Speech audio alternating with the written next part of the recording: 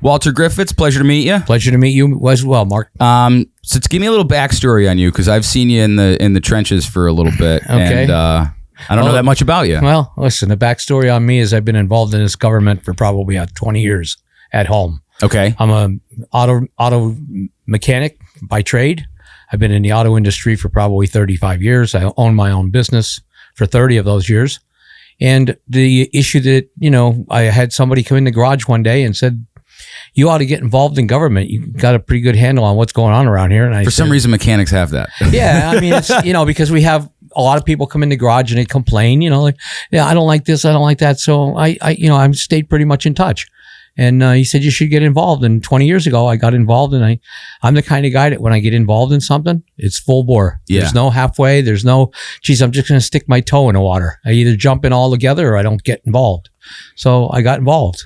Have you seen the discourse get better, worse, or stay the same in the last? I think it's pretty much stayed the same. I mean, I think government itself constantly needs to have somebody watch it. It doesn't get any better, and I don't think it can get, certainly can get worse if people don't pay attention. And that's the problem that I have, is if we get complacent in government will run amok, and then we'll have chaos. And so it takes people like myself and others in the community to say, you know what, it's important to stay involved. And I try to encourage people, you're not going to make a change by standing back on the sidelines complaining. You need to get involved and either tell somebody that you can trust to get involved, or get involved yourself. But sitting back and just accepting the status quo is not a good idea. Do you get backlash? Like, have you gotten backlash that has surprised you, especially like in the last 10 years? It seems like the discourse has gotten. Yeah, it's considerably worse Discord wise.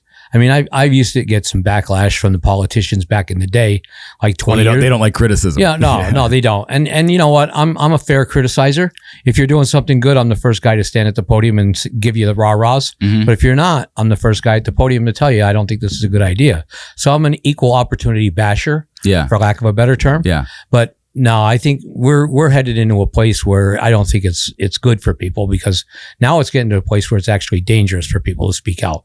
And that, that's not what our government's about. We should have the right to free speech. We should have the right to be able to speak out and say to somebody, I don't like this, without fear that somebody's going to hunt you down, park in front of your house, campaign against you, whatever the case may be, just because you don't like something. I think we're all entitled to voice our opinion, and there are elected officials. They're obligated to listen. And if we have a valid concern, they should fix it. And if we don't have a valid concern, at least have the decency to explain to the people why you feel our point of view is incorrect. Without calling you hateful or a Nazi without or going a bigot. Hateful or making, you're a racist, you're a bigot, you have an ulterior motive, and then dig up your background, your skeletons in your closet to make it about the messenger, not about the message. And that's what we see in politics today, is if they don't like what you're saying, they can't combat with the facts. So they go after you personally. Right. And that's the thing that's the problem in government today, is we don't worry about trying to educate people or inform people. What we do care about is how do we shut that person up because they're exposing us for something we're doing. And that's our right as citizens to expose people, especially elected officials. If they're doing something that we don't like, we elected them, we have every right to speak out about that. And if we don't, shame on us. And they have an obligation to listen to us, not hate us for it.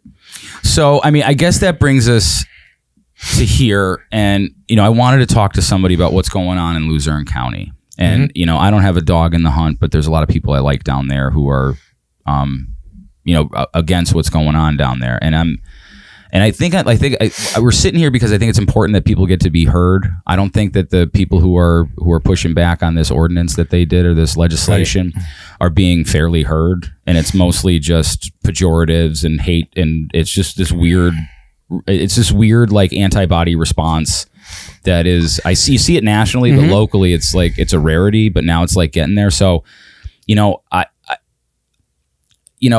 I don't think elected officials should be emboldened to do whatever they want and still impart their ideology on people who they represent when the people didn't necessarily vote for that. Right. I agree. And I think what you guys are doing is you let the people have a vote and they have a say in it. Correct. And like, to me, regardless of the issue, that no matter who you are as an elected official or whatever, you should be excited or okay with the idea that, we're going to get the people to have a say. And if your idea is good, you shouldn't be afraid of that happening. Correct.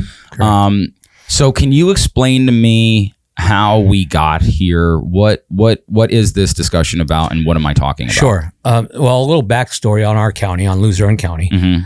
A couple of years back, I guess it's probably about 2012, we decided we were going to go with home rule government, home rule form of government. Which is a county council, not like commissioners, right? It's like county council, not commissioners. Lackawanna County is home rule. Right. But they have sort of like it's a quasi home rule, it's quasi commissioner form in Lackawanna. Mm-hmm. When I was on a study commission back in 2012 or 2010, I campaigned with the commissioners at the time to put home rule government in place, because the difference between home rule and commissioner form, a little backstory, is commissioner form of government, which we have throughout the state, except for, I think there's 7 counties that are home rule.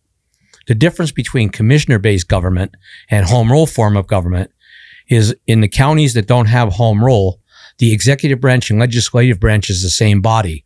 The 3 commissioners are the executive branch and the 3 commissioners are the legislative branch. Gotcha. So they pass the laws and they also enforce the laws. To me, I think that's just not the way government should work. We should have 3 separate branches of government. So we campaigned with the commissioners at the time in Luzerne County to allow us to put home rule in. The commissioners put it on the ballot, and the people said yes, they would approve a home rule study commission to give us home rule. So we went out and I got on the home rule study commission, which drafted the charter that we're governed under currently in Luzerne County. I was one of 11 that was on the commission. Mm-hmm. We worked on the government for about 18 months and drafted a home rule government, which gives the people an opportunity to speak about their government, which is key in home rule. That's the whole point of home rule, is so the people can voice their concerns about their government. So we elected 11 members of council in our county. We appointed an executive, which I was not in favor of. I thought the executive should be elected because I agree with that. Because we elect the president, we elected the governor, we elect the mayor, we elect all of these bodies that are in charge of an executive branch. But in Luzerne County, the study commission majority voted that they wanted to have an appointed executive because we were going through the Kids for Cash issue and all the things that were going on in Luzerne County. Yeah. So the mindset for the members of the commission was they were afraid that if they put an elected county manager in, they would have the same problem that we had with the commissioners, where whoever spends the most money becomes in charge. And we're stuck with them for 4 years, and then you spend more money and they stay, and it's a constant cycle where they constantly stay in place. Right. I have the same argument with an appointed manager. The only way we can get rid of an appointed manager in our charter currently is with a supermajority of 7. It takes 6 as a majority, 7 as a supermajority to remove the manager. Well, if you're realistic and you think about this, the chances of getting 7 people on a county council, obviously of various parties, to agree to fire the manager is probably harder to do than to get the voters to vote to remove them in 4 years. Right. So I was against that because I said the people are stuck with a manager. As long as that manager is taking care of at least 5 people on that council, she'll never lose her job, or he'll never lose his job. Yeah, I hear like school board people say, like, when there's 9, it's like all you need is 5. That's right. Exactly right. Yeah. That's exactly right. And so that's the problem we have in Luzerne County. So now we currently have a county manager who's appointed. We have an 11 member of a council that's elected. They get paid $8,000 a year. The chairman gets 10, and they're basically a part-time council. Okay. Well, Luzerne County is a third-class county, which has about 300,000 people. A third-class county with 300,000 people needs to have somebody full-time running a legislative branch, but we don't. We leave that all up to the manager. So the problem becomes is now we end up running for office. We have council members run for office. All they're basically interested in is putting their name on the desk, get their $8,000, and do nothing else. They're not interested in legislating. They're not interested in reading documents. They're not interested in what's good for the people because it's like a book of it's like a book of the month club or something. Exactly. Yeah. They're part-time. Yeah. And so part-time means that they got a job that they work at 9 to 5. And so their lives are busy. They have families. Mm-hmm. So all of that stuff comes into play when you're sitting on a council with big dollars going, where our budget's like $58 million in Luzerne County. Mm-hmm. That's a lot of responsibility for somebody who can't pay attention full-time. And probably hundreds, if not thousands, of employees. Yeah, we have 1,300 employees in the county. Right. So we have a lot of employees. We have a lot of things happening, a lot of moving parts. And we have a council that, if you're not really into it, as I say as a politician, if you're not into it for the people, and that's what the government was supposed to be for, then you're just basically sitting there and just nodding your head to the majority whims. So if you're sitting there and you really don't want to read anything, you talk to your buddy and say, hey, what do you think about this? And he says, yeah, this is a good idea. And they vote for it. And they don't even read the thing because they don't have time. And I know that happens. It happens all the time. Yeah. And so to your point about this ordinance, this is what happened here. It was the council members that ran in the last election in Luzerne County were all funded by I call them a radical left group. Well, I had John Lombardo on a couple months ago, and I was blown away by the fact that it was over $1 million from these outside groups when normally it would have been like a total budget for every council candidate to spend like, and I mean cumulatively, sure, maybe like 70 to 100,000 at most. And now all of a sudden you have all this outside money, which my question is like, what does California give a damn about what happens in Luzerne County? Well, that was my issue. And I ran for county controller last time, and I did a lot of work for the people of Luzerne County for 4 years when I was the controller. And to John Lombardo, Councilman Lombardo's point was he was on council too. And what happened was this outside people came in and put thousands and thousands of dollars against the candidates who were running, the incumbents, that were doing a decent job. I mean, listen, we're all not perfect, but they did their best to make sure the government was working for the people. I did my best as a controller to make sure I was watching the store, because that's what the controller was supposed to do, is call out things and identify and audit. And I was doing that. I thought I was doing a really good job. And math doesn't have a political party. No. Yeah. No. And I was working really hard at it.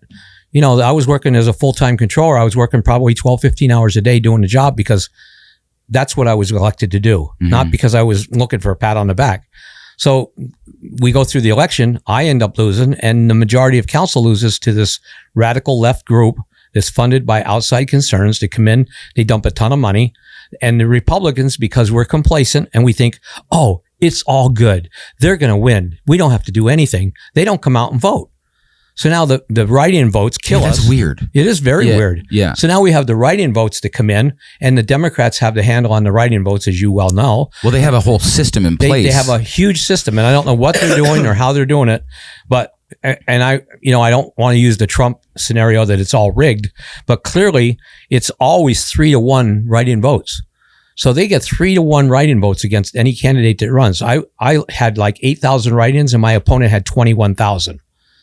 It's incredible. That's one of the things that, like, I think it was President Carter was on a commission in the 80s or the 90s. Then they were looking into mail-in ballots and everything. And what the commission kind of was, their summation of the whole thing is like, it's the easiest way to cheat. Right. And I don't know how the hell everybody forgot about that, but it seemed like, you know, I mean, that's its own hydra in and of itself, is the mail-in things. And you know, look, we're all from around here. Before the mail-in ballots was a thing, we knew how they got the votes. We knew where they went, what they did, and it was, and a lot of times it was both sides. You know, so it's not like on the DL, people talk about, they know what happens. It's just now that there's like this technology involved, they're not specifically sure how it happens now, but your spidey sense is up. Something's up. And you know, the write-in votes, the mail-in ballot votes, I do mail-in ballot myself. The problem that I have is Trump's doing the Save America Vote Act. I think we need to tighten up the rolls. The rolls need to be purged. They need to be scrutinized, make sure people that are dead aren't voting, and all the stuff that the Pennsylvania government is supposed to make sure is being done. So we have clean voter rolls. I don't think it should be part of your your registration should not be part of your driver's license process. So that's interesting. Okay. Yeah. So when you fill out a driver's license application, it says, do you want to register to vote? And you say yes. That was the motor voter. Yeah. Motor voter law. So now everybody who gets a driver's license, whether you're illegal or not, because you can get a driver's license if you're not from this country or from this United States. I mean, just look at what happened with the state police. Exactly. So now you fill out a driver's license application, you go to DMV, you fill out the paperwork, check the box for voter registration. Now you're a registered voter. You're not even a citizen of the country. And nobody's going to vet that. And nobody's going to know that. Yeah. Because we're not checking voter ID. We're not checking anything. Of course, when you're the first time voter, they have to check your voter ID. But what do they check? Your driver's license. That's it. Well, that's how you got the registration in the first place, is through your driver's license. So, of course, you're going to have a valid driver's license to verify that you're a registered voter. Duh. Duh. That's how you got the thing. Right. So I don't see that. I see what I do see is there should be laws in place that says if you're not a U.S. citizen and you're not able to be in this country, you shouldn't be voting.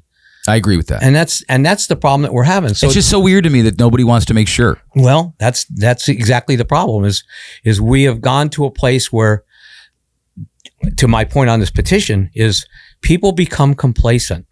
Oh, that doesn't affect me, so I'm not going to say anything right now. Yeah. And I run into this all day long when I'm circulating this petition is I ask people, do you want to sign this petition? And they go, no, I'm good. That's what I hear. No, I'm good. Well, do you know what it's about? No, I'm good. Well, okay. So if you're good today, if this thing goes in, you're not going to be good tomorrow. Right. That's the point. The people don't want to get involved. And I see a lot with the Gen Zs. I see a lot with the new coming generations is like, my life is busy. I don't have time to worry about that stuff. You know what? You need to take time to be concerned about your government, because if you aren't, your government will be taking care of you. And at the end of the day, when something goes wrong, you're not going to be able to stand up and go, hey, I don't like that anymore. It's too late. It's too late. And that's one of the things that the founding fathers wanted us to do was they wanted us to participate. Absolutely. They wanted us to pay attention. They wanted us to know what was going on and to you know, it's just really weird to me that people will like abdicate that responsibility because, like, I don't know, they'd rather go to like Target. Like, I don't know why they don't want to pay attention. And isn't that what formed this country in the beginning? That's what I thought. At least that's what my grandfathers went to war for. And back in 1776, when we formed this Constitution that everybody's so adamant that we're going to uphold and fight for, that's how this all got formed, was because they were sick of the British taking control over their lives and they wanted to break away from that. And they formed their own country. They formed their own thing. Yeah. And they broke away and they formed this thing called the United States of America, which gives everybody unalienable rights and freedom by the people, for the people, and of the people. Yeah, one of the things that like I've recently come to realize is that the whole freedom of the press thing did not mean NBC or Fox News. It was literally the people. Right. You could observe something, report something, and that was your obligation to do that without any threat. Right. You couldn't go to jail because you're like, oh, I saw Walter, dumping chemicals in my neighbor's yard. Mm-hmm. Yep. And somehow that's been taken away from us to be like, well, give me your source. Yeah. Like was it CNN? Was it Fox? Right. And it was like, no, I don't need that to know whether or not something's real. Mm-hmm. So, all right. How did we get okay, here? So now we get to how did we go crazy? Okay, so how did we get here? So now we end up with a majority in Luzerne County of 8. Now, it was a majority Republican. It was a majority Republican. We had a majority before this election, and then the Democrat Party took over and gave us a majority of, I think we're 8-3 now. With a massive amount of outside money. Plus the controller, who's the watchdog for the county in our county form of government, which is home rule. Mm-hmm. The controller is the guy who's supposed to be the guy who's watching everything. And when somebody steps out of line and violates the charter or does something that's not right for the people, he's the guy that's supposed to put the flag in the air and go, hey, hold it, time out. This is wrong. He's the referee. Mm-hmm. Supposed to be. Well, now we have a controller that was funded by the outside sources to get elected to take my position. Mm-hmm. So now he's in control. Now the eyes are gone. The manager is doing whatever she needs to do to make sure that she keeps track of the people that can fire her, which is a 7 majority. So we have to make sure we take care of those people. So her incentives are wrong. Her incentives are to run the county in a good fashion, but she's hamstrung by the fact that they can fire her. Yeah, exactly. She's got that weapon always over her head that says, if you don't do this, we can fire you. Not that that's a threat for the current manager, but clearly in the back of everyone's mind when you work for someone, it's there. It's there. Whether you want to admit it or not is another story. Like our Office of Law Chief Solicitor, he's hired by the manager. Well, any opinion that the chief solicitor is going to give is going to favor the manager if they're the person who's hiring him. Mm-hmm. As much as he wants to claim independence as an attorney, you only have independence of who's putting food on your table. Sure, yeah. And if you don't have the intestinal fortitude like I have, it doesn't really matter to me. Fearlessness, yeah. Where you say, look, I don't really care about that. I care about what's right or wrong. Mm-hmm. And that's what they didn't like about me as the controller, is I didn't care if people didn't like me on the Democratic side. I didn't care if they didn't like me on the Republican side. I was there to represent the people of the county. And if you did something wrong and you were a Republican, I was screaming. I've seen that happen. I've seen you do that. I scream. Yeah. I call them out. And if you're a Democrat, I scream and I call you out. And if you're doing something right, I'll praise you for that too, if you're a Democrat or a Republican. But I don't turn my head if it's a Republican and go, geez, I can't say anything about him because I'm going to be running for office in a couple of months and I want to make sure that I don't get, no. Right. No. And John Lombardo, who was here, will tell you that I was the only guy who will come out and speak against the Republicans on council and say, that's wrong. You can't be doing that. And that's my job. That's the controller's job.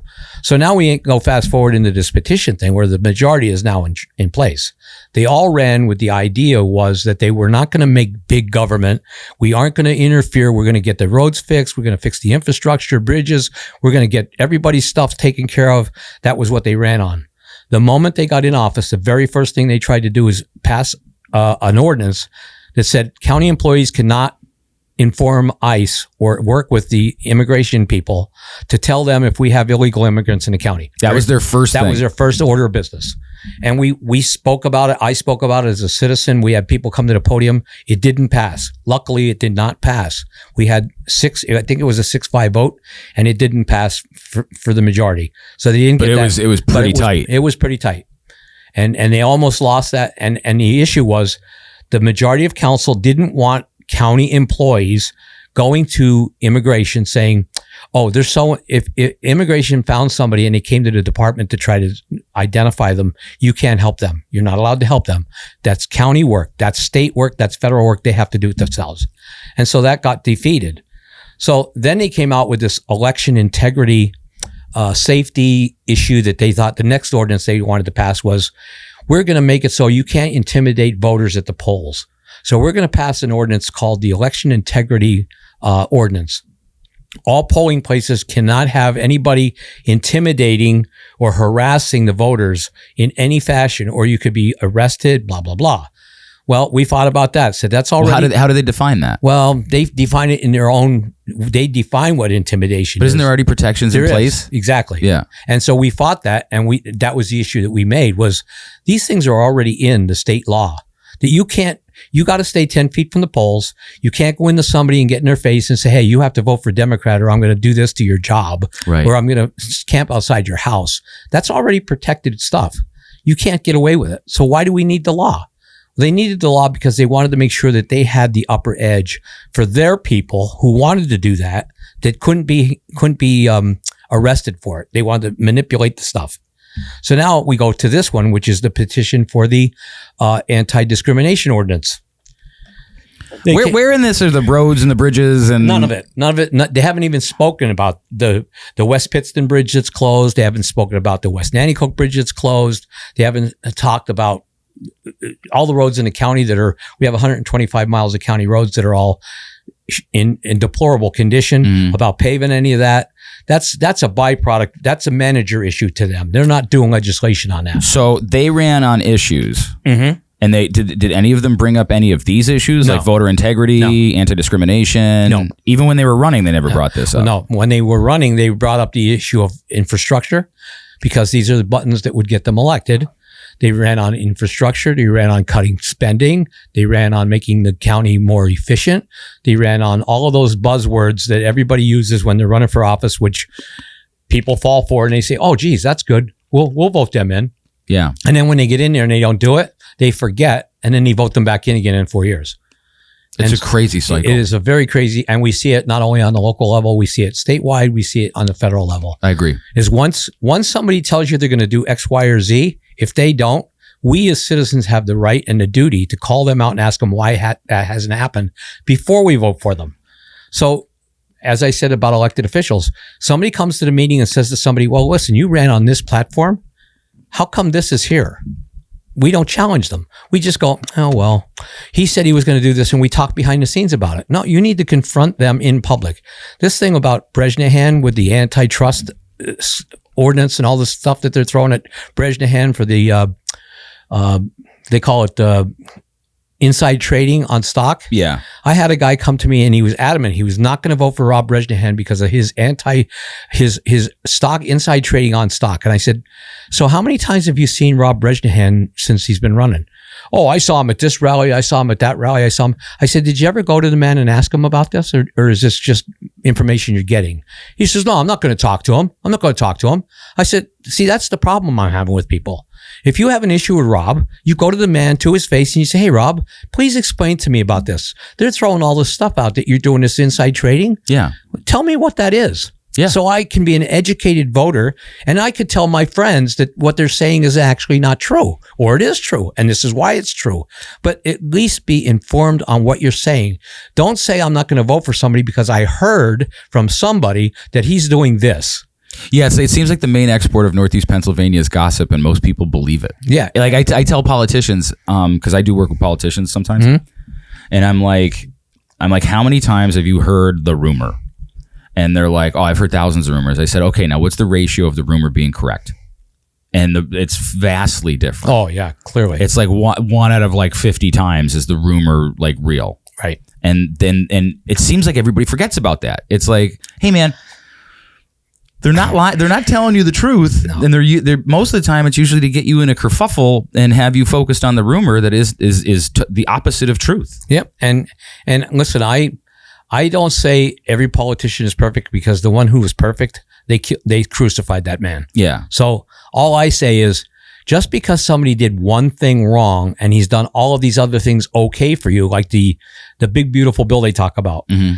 How many people in this county or in Rob Bridgehand's district has gotten a benefit from the big beautiful bill? I'll bet you there's a lot. I myself got a tax return this year and I got money back. Never did, because I was able to deduct the interest that I paid on my Social Security. I couldn't do that before, so I had to pay it. That was part of my income. Now I get that money back. So that's one good thing that I got from Rob's vote. There's a couple other good things. So yeah, okay. So if you're going to say that he did insider trading, is that egregious enough for me to throw the whole thing away? So you put one bad apple in a basket of 50. You're going to throw the whole basket of 50 away because you have one bad one, or you're going to throw the one bad one away? I think that's always subjective on the person. Yeah, and that's the problem that I have. But the other thing is like, I don't know what happened. Mm-hmm. I don't know if he did, if he didn't. I don't either. You know, I personally like him very much. Yep. I think he's a great guy, but like, I don't live in the world of like, I can stock trade. Right. And I don't either. Yeah. It's never been a thing I've been like, so I don't know if you can do that. So I don't even put much stock in all of that, because I really don't understand it. Yeah. Number one. And number two is, I don't know if it's true or it's not. Obviously people are going to use it because that's the weapon they're using. Again, people need to see the big picture. But it's always the ones who are casting aspersions like that, who are like taking pictures with Nancy Pelosi and you know what I mean? Yep. And it's like, and Mitch McConnell, it's like, wait, what? Like, is it okay for like... People are very selective. Selective outrage. Yeah. They're very selective on who they vote for and what reasons they vote for them or against them. Mm-hmm. And I just say people need to be either... I really think our voters need to be well more educated, but our parties in general, Democrat, Republican, and the like, need to do a better job of allowing people to get a better education on the candidates that are running. Totally. Because we have people running, and I can't tell you how many people when we're circulating this petition that have no idea, none at all, and they live in our county, of what this thing says. None. No. I ask them, do you want to sign this petition to put a referendum question on the ballot? And they look at me and they say, what's it about? And I said, it's about the Anti-Discrimination Ordinance the council passed on June the 7th. What's that about? Okay, well, it's been in every newspaper. We have two. It's been in every newspaper. It's been on TV. It's all over social media. How could you not know what this is about? So I have to sit down and explain some of the highlighted areas that's wrong. And they say, yeah, I'll vote for that. Okay, well, you didn't even read the ordinance. Wouldn't you want to take time to read it? Yeah. It's 11 pages. It's an easy read. Yeah. I mean, you could read this thing in 20 minutes, cover to cover, and it's not that big of a deal to read. Why would you not read it? We have council people that sit on our county council that have never read the Home Rule County Charter. It's 70 pages. You're the legislative branch of our government. That is your constitution. It's the least you could do. The least you would do is after you got elected. If you didn't do it before you were elected, I would certainly think that after you were elected, you would make that your top priority, is to know, what is my duty in the charter? What am I responsible to do for the people of this county, and move on from there. But no, they have no idea. I stand at the podium and says, Article 10 of our Home Rule Charter gives us the ability to put a referendum question on a ballot. And they look at me like I landed on the moon. Yeah. It's like, how come you people don't know that? I want to get back to like how this came about, but I want to make one observation first, is that, you know, I ran for school board in Scranton, and one of the frustrations that I had was the power of people like solicitors, mm-hmm. where they are unelected, and they have it's very bizarre to me how the elected officials rely on what they say. Yeah. And I'm like, as much as people don't want to believe it, like solicitors have a bias too, and they have incentives too, and they don't want to make their friends mad either, and they want to keep their job too, and they have like, I just want to bring that point up where it's like the people don't understand that a lot of their elected officials aren't making the decisions for them. Other outside interests or people are, and that's really concerning, especially when it comes to what this is. And that's exactly my concern with the government that we currently have is the solicitors. And it's not only in our government, in county. Not saying all, I'm just saying it's in school, it's in everything. If I've seen it with the data centers. The solicitor has more power than the board. Yep. Yeah. And that should not be. They're there to give advice. Their advice isn't always 100% correct. Yes. And my issue with this petition, this ordinance, is the solicitor of our county told the council that he did not endorse this ordinance. Interesting. He is the legal beagle for our county. He is the chief solicitor. And he made a statement at a county council meeting that he would not support this ordinance. I would think that if you're concerned about getting sued in the county. It's like one of the first times ever where I've heard that they went against the solicitor. You would certainly think that if the solicitor is not in favor of it, maybe we ought to step back and see about rewriting it or doing something different. But no, they said, okay, well, you don't have a vote on council, so it's our vote. So they voted for it. And the solicitor's going, well, listen, I don't have a vote on council, but I'm just telling you, I don't think it's a good idea. Mm-hmm. Okay. But he's going to have to defend it. He's the solicitor for the county. He's going to have to get outside attorneys to find it. He's going to have to spend the money from his budget to defend it. It all comes from the taxpayers' pockets. So I said, so when this thing goes to court, this petition goes to court, somebody gets in a jam because they discriminated against somebody because you have a protected class in here, mm-hmm. and the person says you don't have the right to do that, and they come after the county to sue us because this is an unconstitutional document, and we end up in federal court, and they appeal it to the Supreme Court, and they appeal it to the Supreme Court of the United States. All of those people have to get an attorney.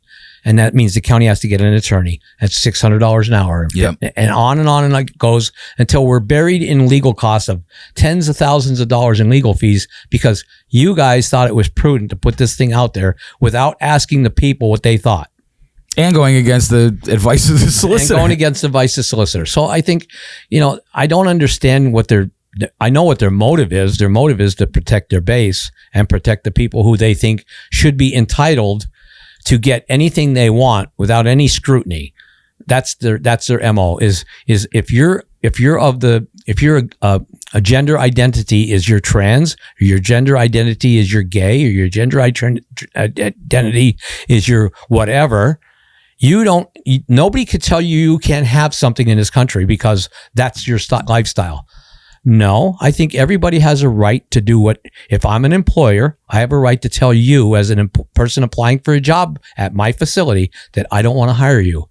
That's my right as an employer. It's my money. It's my company. Well, we'll get to that. Yep. So tell me how this came about. How did this, like, if you can, like, real quickly, sure, take me through, like, how did it get introduced? How did it get passed? So what happened was they passed this ordinance. This is an ordinance. It's called ordinance number 2026-11. Okay. It's 2026-11. And in the ordinance itself, it explains what definitions are in there. Mm-hmm. In the first part of the ordinance, it explains definitions. In the third section of it, it explains the penalties for violating that.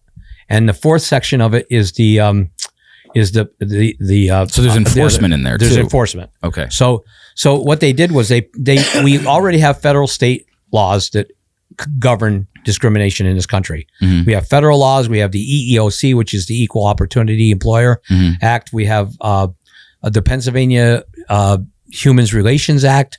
We have all of these things that protect people from discrimination. And I'm not anti-discrimination, like everybody wants to call me a racist now because I'm fighting this. They want to call me a bigot and all that other. No, we have laws in place. I, as a businessman, cannot say I'm not going to hire a woman in my place because she's a woman. That's discrimination. Mm-hmm. She's equally qualified for the job as a man is. What they want to do is they want to say, you can't tell somebody who doesn't want to tell you their income. You can't discriminate against them because of income. And I'm going, what does that mean? Well, in the ordinance, it says source of income is a protected class, right? Source of income. That's not in the federal law. That's not in the state law. They've added that source of income class to this ordinance. So which means who's they? The county council who made this ordinance. Are they all legal minds? Are they like, where did they get this from? That's a good point, Mark. What they did was they took this ordinance from Lehigh County. Lehigh County. What about Chester? Lehigh started it, and then the person who started it in Lehigh reached out to Chester. They got Chester to do it. Then the person who did it from Lehigh got Northampton County to reach into it and do it. Then they reached into Delaware County to do it. So all these little areas like Lehigh, Northampton, Delaware, they're all part of this network that these people are out working on to destroy. Is there a connecting thread between all them? The connecting thread is they're all part of the Action Together group, and they're all part of the left wing. I call them left wing radicals. Is that the connecting thread? Is that's Action Together? That's the connecting thread. So who wrote the language? Obviously, they probably had one of their attorneys draft it, or I don't. But it wasn't the solicitor of the county of Luzerne County. Oh, no. They brought this in from. In fact, if you look at the minutes for Lehigh County, you will see on the minutes for Lehigh County's Human Relations Commission, they had a meeting that they asked that the council chair for our council, James Sabatino, reached out to Lehigh County and said, "We're interested in passing that ordinance in our county. Could you send us a copy?"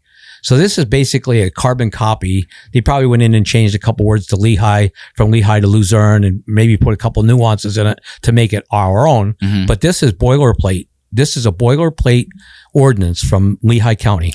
So isn't Pennsylvania is a commonwealth, right? Which means we have local control over what happens. Mm-hmm. So why would local elected officials try to get legislation from other places, specifically from an advocacy group, and try to pass that against their own people? And it seems like there's a lot of pushback on it. There was a lot of pushback before they even passed it. Yeah, well, it's their people, as we say, the minority, again trying to force the majority to their wishes.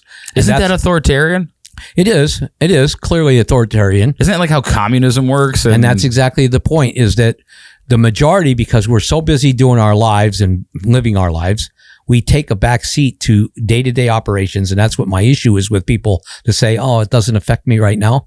It will. It will affect you. Look what happened in Nazi Germany to the Jews. It will affect you. Yeah. They'll kill one and nobody says anything. Then they kill another one and they continue until there's none left. Now you have nobody fighting about it at all. So eventually, when you do stuff like this, if you don't stand up in the beginning, when it comes down to the point where it does affect you, you're way too late.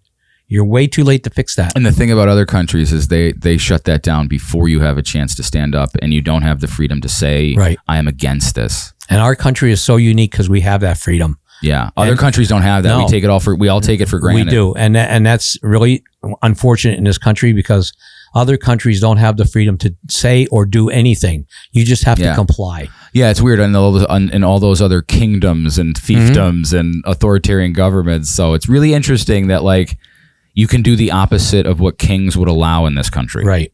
And that's really unfortunate, because we really have a very unique system in our government where people have the right to speak out, and you have to speak out peacefully. I get it. And now we're going to a place where speaking out is now forbidden. Because now and punishable. Yeah, it's punishable, and you're a radical, and you're called names, and you're told you're a bigot, you're a racist, you're a homophobe, you pick the name that they pick on anybody who wants to call out this drive that they're having to try and get people to comply to their wishes. What they don't realize is, and to be clear, I have nothing wrong with. I have a lot of people in my life that are gay. I have a lot of people in my life that may be trans. I don't even know. All I say is people have a right. Are you a good person? Yeah. People have a right to be whatever they want to be.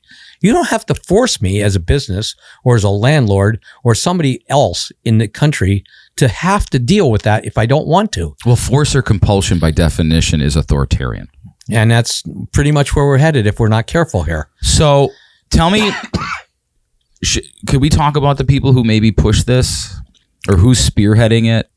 Well, I don't really know the backstory of a lot of these Action Together groups. Not that. I mean, I've looked into them. They seem pretty shady. Mm-hmm. They have a lot of outside money that comes in to fund them. Yeah, but on the council, who were the people that were put? These are the elected officials that we're talking about. Like the council has the right, maybe even the obligation to say no to action together. Sure, who were the ones on council, or who was spearheading it to be like, yeah, this is what we're going to do, and I'm not going to stop it. Yeah, well, we have the 8-3 majority. Steve Kozlet, who's one of the council members who voted against this ordinance, he's obviously a Democrat, and he voted against it because he just felt that it was going to cost the county taxpayers too much money in litigation, so he voted against it. But he hasn't come out publicly and signed a petition. He hasn't come out publicly and talked about how bad it's going to be, but he did vote against it. So to his credit, he was bold enough and brave enough to say, this isn't good for the county, so I'm not going to vote for it. The other 7, like Brittany Stevenson, Jimmy Sabatino, we have Patty Krishnowski, trying to think of Don Simmons. You have I'm trying to think of the other two members, Chris Bellis and Joanne Byrne-Smith. They all voted for the ordinance because the driving force behind it is their base. They got them elected and gave them the money to get elected, is what my assumption is that they're getting the funding from these people to get elected. And the reason that they're getting the funding is because they're going to push their agenda, and they're going to be helpful to push their agenda. So we gave you guys money to help get you elected. So now you have to do us. Yeah. And I always tell people that corruption is not like, an envelope with $10,000 in cash in it. Sometimes it's just a dinner at Ruth Chris. Exactly. And when I ran for office, I had lots of people when I was running for office that said, hey, I gave you $1,000. How are you going to vote for this? And I say, this is how. Well, that's not how I want you to vote. I said, you want your money back, I'll give it back to you. Yeah. But if you're giving me money because you think you're going to influence my vote, then you shouldn't. You gave money to the wrong person. You gave it to the wrong person. Yeah. And that's what we should have in government in general, not only in the county, but throughout our whole government. People shouldn't be contributing to people's campaigns because now they can go tap you on the shoulder and say, hey, I gave you $1 million to run for president. So guess what? My agenda is your agenda. No, his agenda should be the people of this country. Council's agenda should be the people of Luzerne County. Yeah. Not their base agenda, not their personal agenda, because you don't represent them. You represent the people of the county. So if you know the people of this county don't like this, don't put it through. And that's the whole point of the petition. Well, then it becomes an ideology. Now you're trying to get an ideology, not the will of the people. Yep. And that's why we put the petition out, is because the people of this county do not want us to turn into San Francisco. They don't want us turning into this woke group of people that do this and do that. They don't want that. And it's obvious by the people that are signing the petition. So I see like this fight going on Facebook with Chris Bellis and Citizens Alliance. Yeah. So can you explain to me how you view that? How you view the back and forth? Like, this guy's an elected official, right? And it seems like, in my point of view, he really shouldn't be going after the citizens. Like, I have friends who are Republicans in Lackawanna County who are elected, right? Mm-hmm. And they're genuine people, and behind closed doors and in person, they go, I don't care if you didn't vote for me. Like, I have to do what's right for you, what's good for you, and what's going to be better for you. Mm-hmm. Like, even if I'm a Republican and as a Democrat, you hate my guts and think I'm a Nazi and Hitler and whatever, I'm still going to make sure that your roads are plowed. I'm still going to make sure that, like, everything that I can do, that 911's good, all this stuff.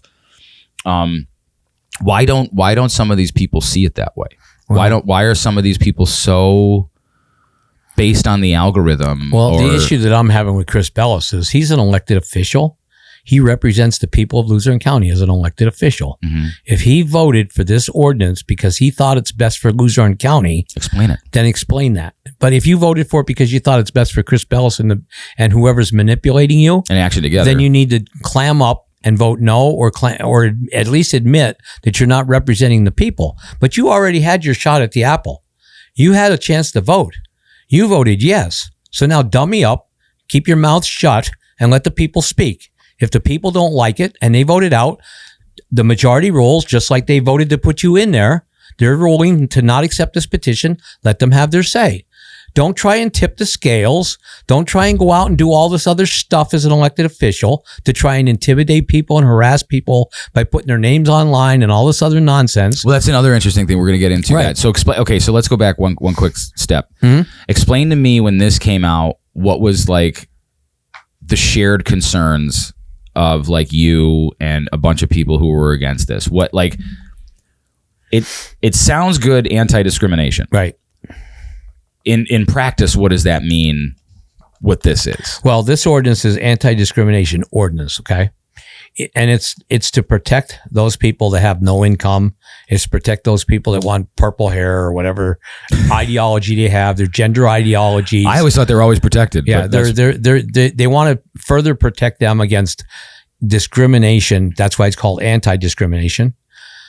They want to protect them from those type of things where if you go to rent a property and the landlord says, "What's your income?" and you say, "You can't ask me that because that's a protected class," the landlord has to rent to you.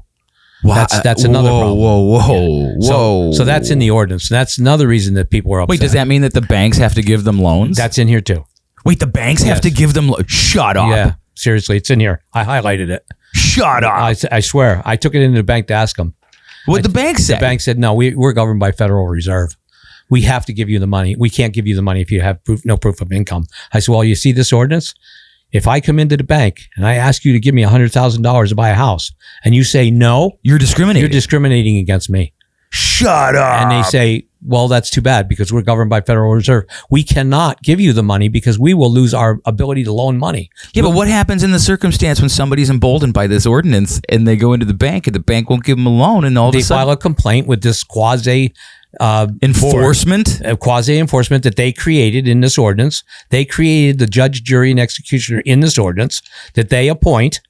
All right. Who appoints? The council. The council. So appoints. They pick who it is? They pick who it is. Wait, the people don't pick who's on the board? No, they pick it. The council picks. So, and we don't even know how many that's going to be. Whether it's going to be 9, 11, 7. We don't know how many it's going to be. Holy shit. Yeah. So now they pick the quasi board. So now here's an example. I go into the bank and I want to borrow money. The bank says, "What's your income?" "Sorry, that's a protected class. You can't ask me that according to this ordinance." And they say, "Oh, well, then we're not going to give you the money." Okay, no problem. And I walk out and I file a complaint with the Human Relations Commission in the county that they discriminated against me because I won't tell them how much money I make and where I make it from. And who pays for that to go after the bank? The county. Okay, so now it's going to already cost the county money because you know that this is going to happen a lot. You know what's going to happen when you have a Human Relations Commission formed by the council. They're not going to do anything without an attorney. They won't even have a meeting without a solicitor sitting there with them. So now we have to hire a solicitor to sit for the Human Relations Commission, which is a non-elected body, right? It's appointed by council. So now we have a solicitor making probably $400 an hour to sit there at every meeting. And when they get a complaint, it has to go before this investigator of the Human Relations Commission, who they pick of those 7 people or 8 people. Who pays the investigator? That's all volunteer because they're a volunteer board. So they put 9 people on the board, and when they're volunteering to investigate. Yeah, and so you and I violations of civil liberties. You and I and 7 people are on this board. They get a complaint. The board votes. They say, okay, we're going to have Mark be the investigator for this one.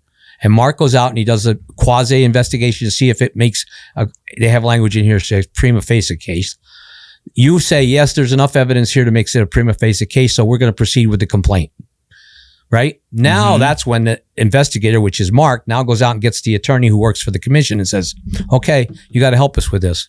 Now he goes out and he draws up the paperwork, sends it all down to the bank, says to the bank, we have a complaint that you wouldn't loan Mark so-and-so some money, so we got a complaint. The bank comes up and says, here's the Federal Reserve law that says we can't give it to you because of that. And they jump into the ordinance that says, in this one section, it says that if there's any law that circumvents the county, state, or federal law, this doesn't apply. This ordinance doesn't apply. So the case is dismissed. What does this mean? But you already paid the attorney for that work, right? So as my question to council was, so if this line here that says nothing in this ordinance shall be construed to require any person to violate existing laws of local municipalities, the county, the state, or federal government of the United States. That's what it says right there. So that what you're telling me in that line is if I file a complaint against the bank because they won't loan me money and the bank goes to me and says, Federal Reserve says I can't, case dismissed, complaint is over, there's no discrimination, correct? He said, right. Then why do we need it? What is the point? It's you know what I really think it is, and this is like tinfoil hat stuff. Mm-hmm. But the bank is a monolith. Banks are monoliths. Mm-hmm. What about the small business? What about all the other entities out there that are in this that could be, and they don't have the money to fight it. They don't have because none of them are going to be like, who's the small business owner who's up on the federal laws and everything like that? Because the moment the complaint is made, the moment that this quasi government body comes after them, they have to hire attorneys, you know, so and all it does is just create chaos for everybody. And then the downstream effects of that is like the main export of Northeast Pennsylvania is gossip. Everyone's going to hear about that and they're just going to acquiesce. Right. They're going to go, I don't want the problem. So I'm going to give you whatever we want. Yeah. And the bully tactic is, you know yourself, most businesses are not going to spend the money. They can't afford to. They can't afford to. Especially if you're a landlord, one of the provisions in here is they can't ask source of income. So how can a landlord? So then what happens is that now they get like, you see it all over the country with like squatters' rights and shit, where it's like they can't kick you out. So number one, there are people out there. Oh, they can still evict you if you don't pay your rent. Yeah, but that's a process. It costs money. Clearly. It's a nightmare. Absolutely. You know what I mean? And that's why the landlords are so upset with it. Then what happens? What happens when the person who's renting it turns it into a shithole?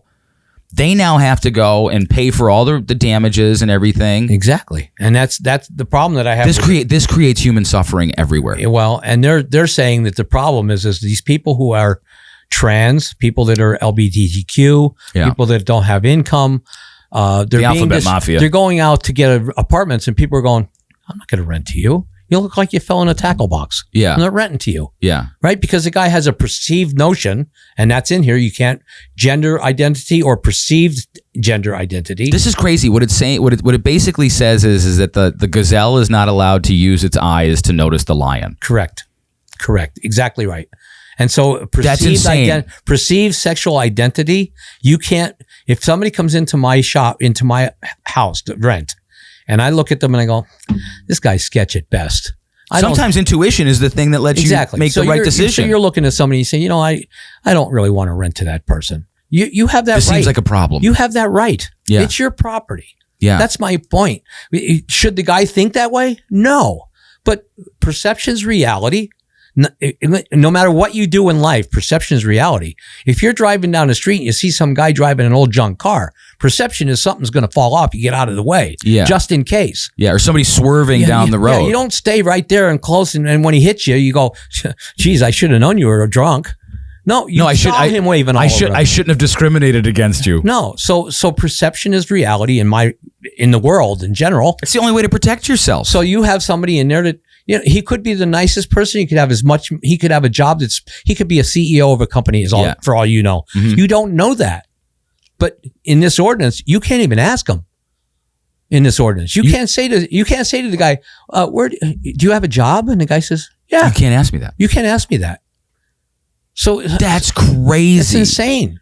I ran a credit check on you. You got an 850. Does that mean anybody? Anybody. You can't ask anybody. No, that's a protected class in the county. So let's take all the LGBTQ, all them out of it, right? Whites, blacks, don't matter. You can't ask anybody about their income. Nobody. It's a protected class in the county. Source of income is a protected class in the county. When did they become their own group? When did the source of income people become their own group? When this council decided to put this in the ordinance. This is nuts. Because we have the ability to, according to state law, they have the ability to do that, according to state law, to create our own ordinance for discrimination. So they took that ability to do that, and they said, well, if we could do that, let's just put a thing in there that says if you have dreadlocks, they can't discriminate because you have dreads. Wait, is dreadlocks in there? Yes, it is. It's a protected class. Hairstyle is a protected class. So if you go in all dolled up with stuff coming out of your head and all that, that's a protected class. What if people are discriminating against people with like the bouffant haircut from like it's protected class in here in Luzerne County? It's a protected class. if you walk into like half your hair is covered, like if you have long hair and half your hair is covered with, you know, already eaten candy, and the other half is well manicured. Yep. You can't have an opinion about that? Nope. Actual or perceived race, ethnicity, color, religion, creed, national origin, or citizenship, ancestry, sex, pregnancy, childbirth, related medical conditions, gender identity, gender expression, sexual orientation, genetic information, mental status. Wait, what's mental status? Marital status. Marital status. My bad. Okay. Marital status, familiar status, GED rather than high school diploma, physical or mental disability, relationship or association with a disabled person, source of income, age, height, weight, veteran status. Wait. So I can't, like, if I'm a fire department, I can't tell the 700-pound guy he can't be a firefighter? Correct. That's Shut up. Discrimination. I also can't tell the 3'2" guy he can't be a firefighter. Right. That's discrimination. How does this not lead? This is how. And that's what our issue is. It's going to end up with a fire. It's going to start a firestorm of litigations with people that are now told you can't. It's perceived though. Perception's reality, right? So if you go into somebody and you say, well, here's Mark and here's Walter. We're both applying for a job. I go in a suit and a tie, and you go in look like you fell in a tackle box and you got purple hair and blah, blah, blah. And we both apply. We're both equal. We're both equally qualified, right? I know you can be a firefighter. I know I can be a firefighter. What's the problem? So I applied for the job and they call up and they say, hey, Walter, you got the job. And you're sitting there going, well, wait a minute. Why didn't you hire me? You said, well, we picked Walter. Well, we both have the same qualifications. Why did you pick Walter? Well, because we think he's better qualified. Oh, okay. Now your perception is they really hired me because I didn't have a purple hair. I had a suit and a tie. Right. So now the other way around. So now you run to the county and you go to the county. Hey, I just applied for a firefighter job over there and Walter got the job, but I didn't. And I think it's because this guy didn't like me because I had purple hair and looked like I fell in a tackle box. Mm-hmm. Okay. File a complaint. You fill out the form. You file the complaint. It goes to this quasi board. This quasi board goes down and talks to the person who hired me and says, what's the deal with this? We have a complaint here that, you hired Walter, but you didn't hire Mark. And the guy says, because Walter was better qualified. Well, they're both equally qualified. So what was the reason why you hired him? He said, because Walter was better qualified. Well, do you have anybody else here who's gay or looks like they fell in a tackle box or no? Well, then maybe his claim is right. You didn't hire. So they're presuming. They're assuming that he didn't get hired because he actually was not the person who was doing the hiring was against people that look like you. This is so scary, dangerous. So now they go into the council meeting or the commission. The complaint's now valid. And it goes up to the next chain. Now the investigator gets involved. The attorneys get involved. Now the person who hired you has to go to a hearing as a respondent. He has to fight that battle with an attorney or whatever. He has to take time from his day and fight it all. And then if the commission rules against him and says, no, our ruling is, Walter, you did discriminate against Mark because he was that way. Walter got the job. Our ruling is you are guilty. You pay us $500 because that's the fine. You pay us $500. The guy says, no. I'll appeal it to the next step. Now they appeal it to the Court of Common Pleas. More attorneys for the county, more attorneys for the guy who's the employer, more litigation, blah, blah, blah. Now gumming up the whole works. Works. In the meantime, all of this stuff is happening, right? They finally do lose the battle because the Court of Common Pleas goes, no, the evidence doesn't look that way. Your quasi board is off track here. We rule against it. Walter was hired because he was better qualified. Case dismissed, complaints dismissed. I spent, as a guy who hired Walter, tons of money to fight that case, and I can get none of it back. Yeah, you're out. I'm out. Yeah, the county's out. There's no compensation. Spent all that money to fight the case. The county's out that money. But in here, if you're the complainant and you win, now you get all your money back from the respondent. It's in here that says if you're the complainant and it's ruled against you and you're the winner of the case, the respondent's responsible to pay for your legal fees. Wait, so like if you're accused and at the end of this rodeo, right, you are found in the right, correct, and you spent all this money, time, effort, stress, anxiety, pain and suffering, you get nothing. Right. But if you're the complainee, right, and you go through this whole process and somehow it's found that now you are responsible to compensate them, does it end at legal fees and expenses, or is it more than that? No, legal fees and expenses. Plus so if you drop $40,000 on legal, like they have to be compensated. If you was a complainant and spend $40,000 for an attorney, and I lose, I pay your $40,000 plus I pay for my attorney. That's insane. That's insane. How does this even quasi board? How is it legal? Well, I think the quasi. How's it constitutional? First of all, I don't think it's constitutional, and that's the issue that we're having. Is at some point somebody's going to challenge this, and it could go to constitutional lawyer. It could go to federal court. It could go somewhere, and all of that money is going to be paid by the taxpayers because the county isn't paying anything. This fight isn't worth it. for these people to be doing this. No, and that's why at the end of the day, when they passed the ordinance, because we were so outraged, not myself, but the group was so outraged that they were out in the parking lot and they were like on fire because this whole thing went through. We had people come. They didn't have a hearing on the thing. What they had was they had a day where people could come in and talk about what they like about this ordinance. They can't criticize it, though? There was no back and forth. It was supposedly a public hearing, but it was a 3 minutes. Tell us what you want to say and sit down. A thank you next, I call it, right? So you stand up there and you go, hey, I'm looking at this ordinance and I want to know what this issue is with the banks. And it says in here, blah, blah, blah, blah, blah, blah, blah. And you read this whole thing, you take your 3 minutes and go, thank you, sit down, next. They never answer you as to, is that the right interpretation of this ordinance? Is that accurate? Or can you explain to me why that's even in here? This is Game of Thrones shit. They don't do any of that. You get to spill your guts for 3 minutes and sit down. And everybody comes in. They had 40 people come in and talk for 40 people talk, 3 minutes each.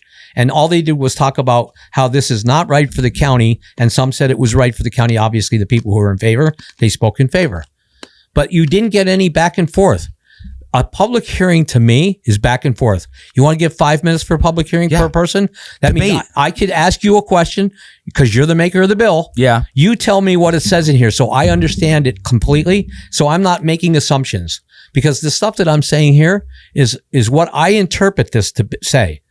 Now I'm going to say I'm pretty accurate on what it says, but the person who drafted this should be able to stand on its merit and tell me, no, Walter, that doesn't say that. You're reading it wrong. Yeah. And I'll be fine with that. But don't give me the document and say we passed it. And there's no discussion about it. No debate. Taxpayer be damned. Yeah. That's the mentality. Taxpayer be damned. I went through, I put that into, there are some things AI is good for. Mm-hmm. So here's the groups that this disproportionately affects. Mm-hmm. Religious people and faith-based organizations. Churches, Christian schools, and religious employers or landlords could face complaints if they follow their doctrine on marriage, pronouns, or hiring. Even with exemptions, they can still get pulled into investigations and legal costs.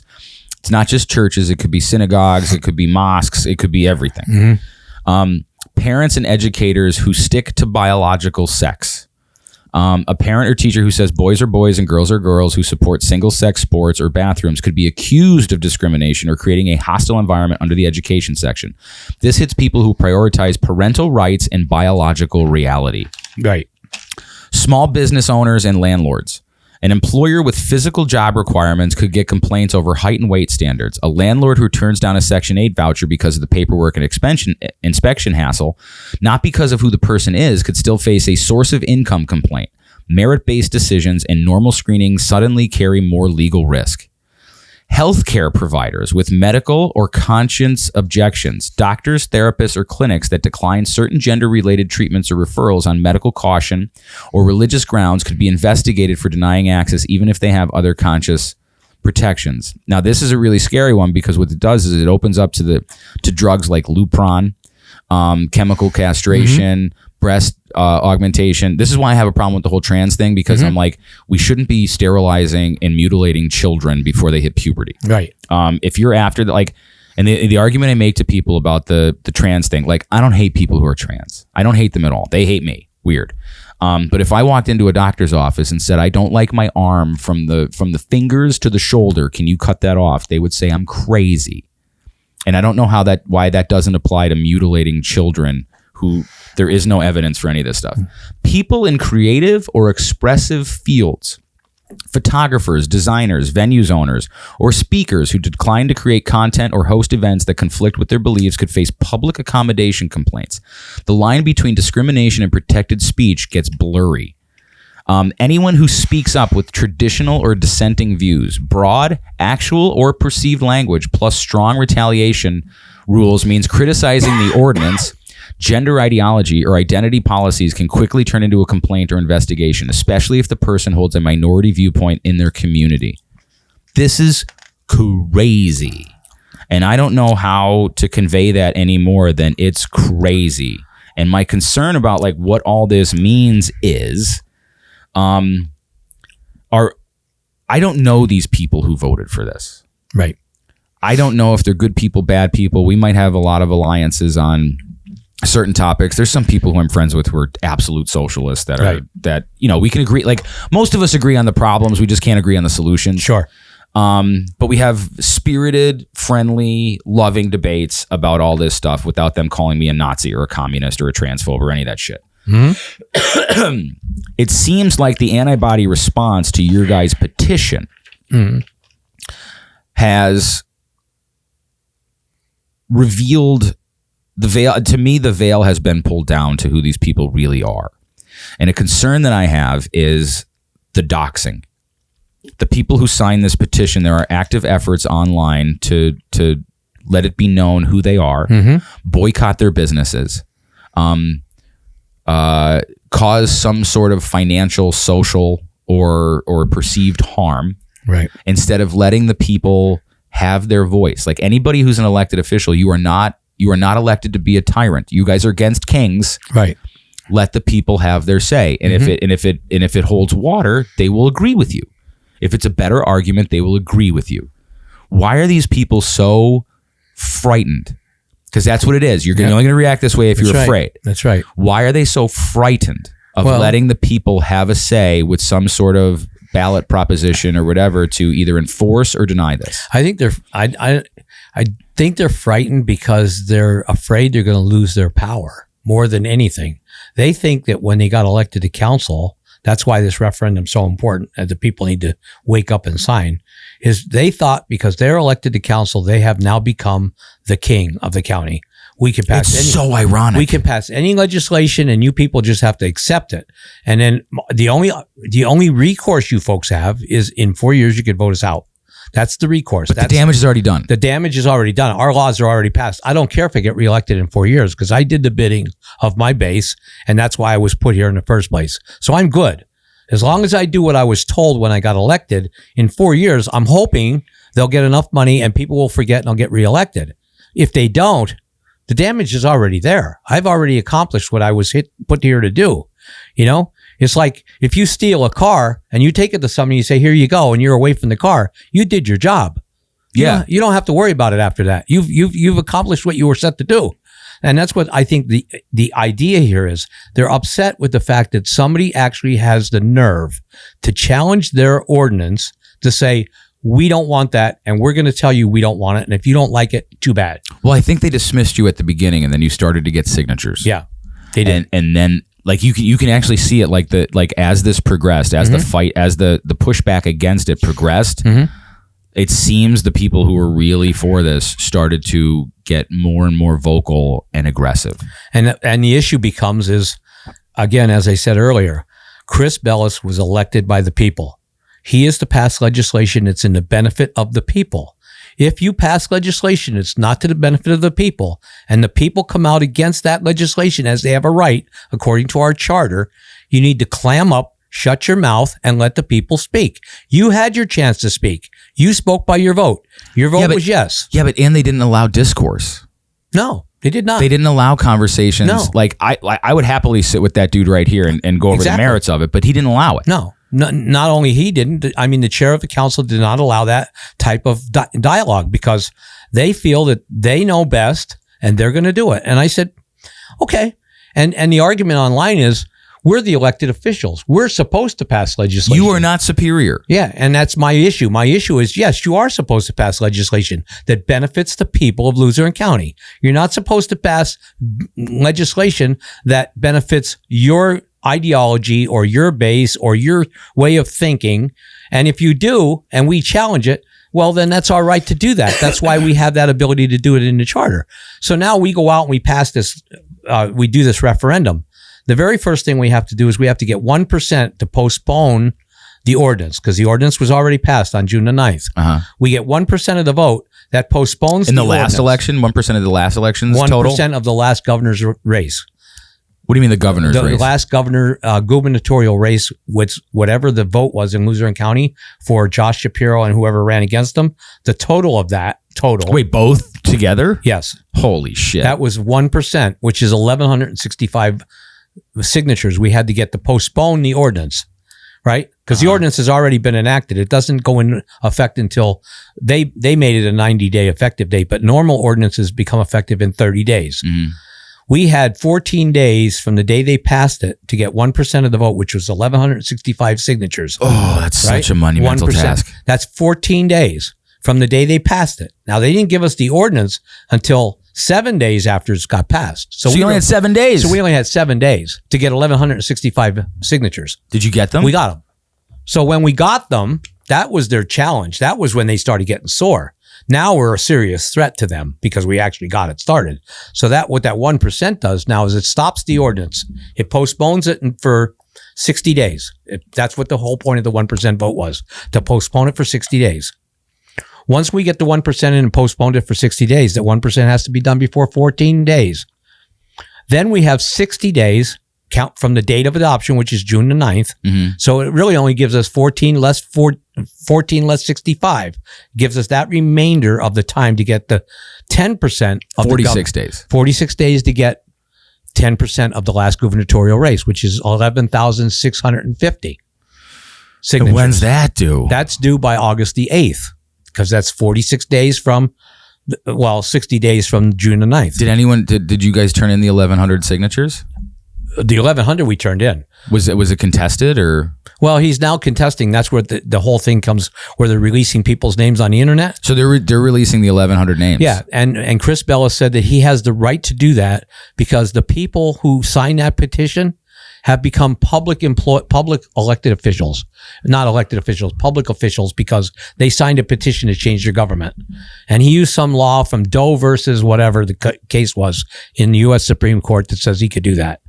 And we file a legal challenge with the court. We haven't had our date in court yet, between myself and an attorney and Ben Herring, who's the other guy on the team, that we filed a lawsuit to stop that because he's already done the damage. He's already put the people's names out. Now, I feel bad because everybody who signed that petition with the 1,165 names. Yeah, but you know why he did that? Yeah, because he wants nobody to sign the 1,165. No, he wants somebody to sign 11,000. Exactly, 11,000. Yeah, I'm sorry. Yeah, 11,000. It's an intimidation factor by him. Yes, and the group that he represents to stifle the people of the county. Yes, and that's what the whole point is. So my argument with that is, if Trump did this, they would lose their minds. Exactly. And my argument with this whole thing is they're saying that petition is a public document and it's open for anybody to see. And I said, everything in the county is a public document. Yeah. HR has a lot of public documents. So does the Office of Law. So does the county manager. But you can't take that document and scan it and put it up on the internet because there's certain privacy rights that people have a right to. Yeah. There's an expectation of privacy. It's the Fourth Amendment, isn't it? Yeah. There is an expectation of privacy when you sign a document that unless they actually tell you they're going to release that, you have an expectation in your mind that is not going to be public document. That's not going to be exposed. He exposed it. So now I have people calling me saying they're going to lose their job now because he's exposed. No. Yeah. He's exposed their name.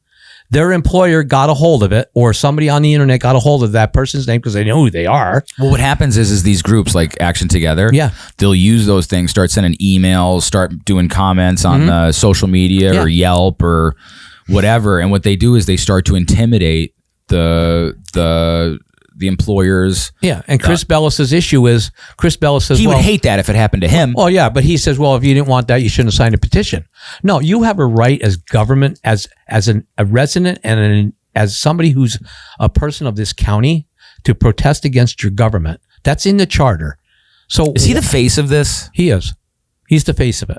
And so I say, so if the people have a right to file a referendum question, but you're saying that document can now be released, you've just taken that whole referendum process and threw it in the garbage. Because who's going to sign the paper if they're going to be identified in a document? Yeah, but he knows what he's doing. Yeah, but he says, well, we have a right to challenge the petition. We have a right to review those names to make sure they're registered voters. Yes, you do.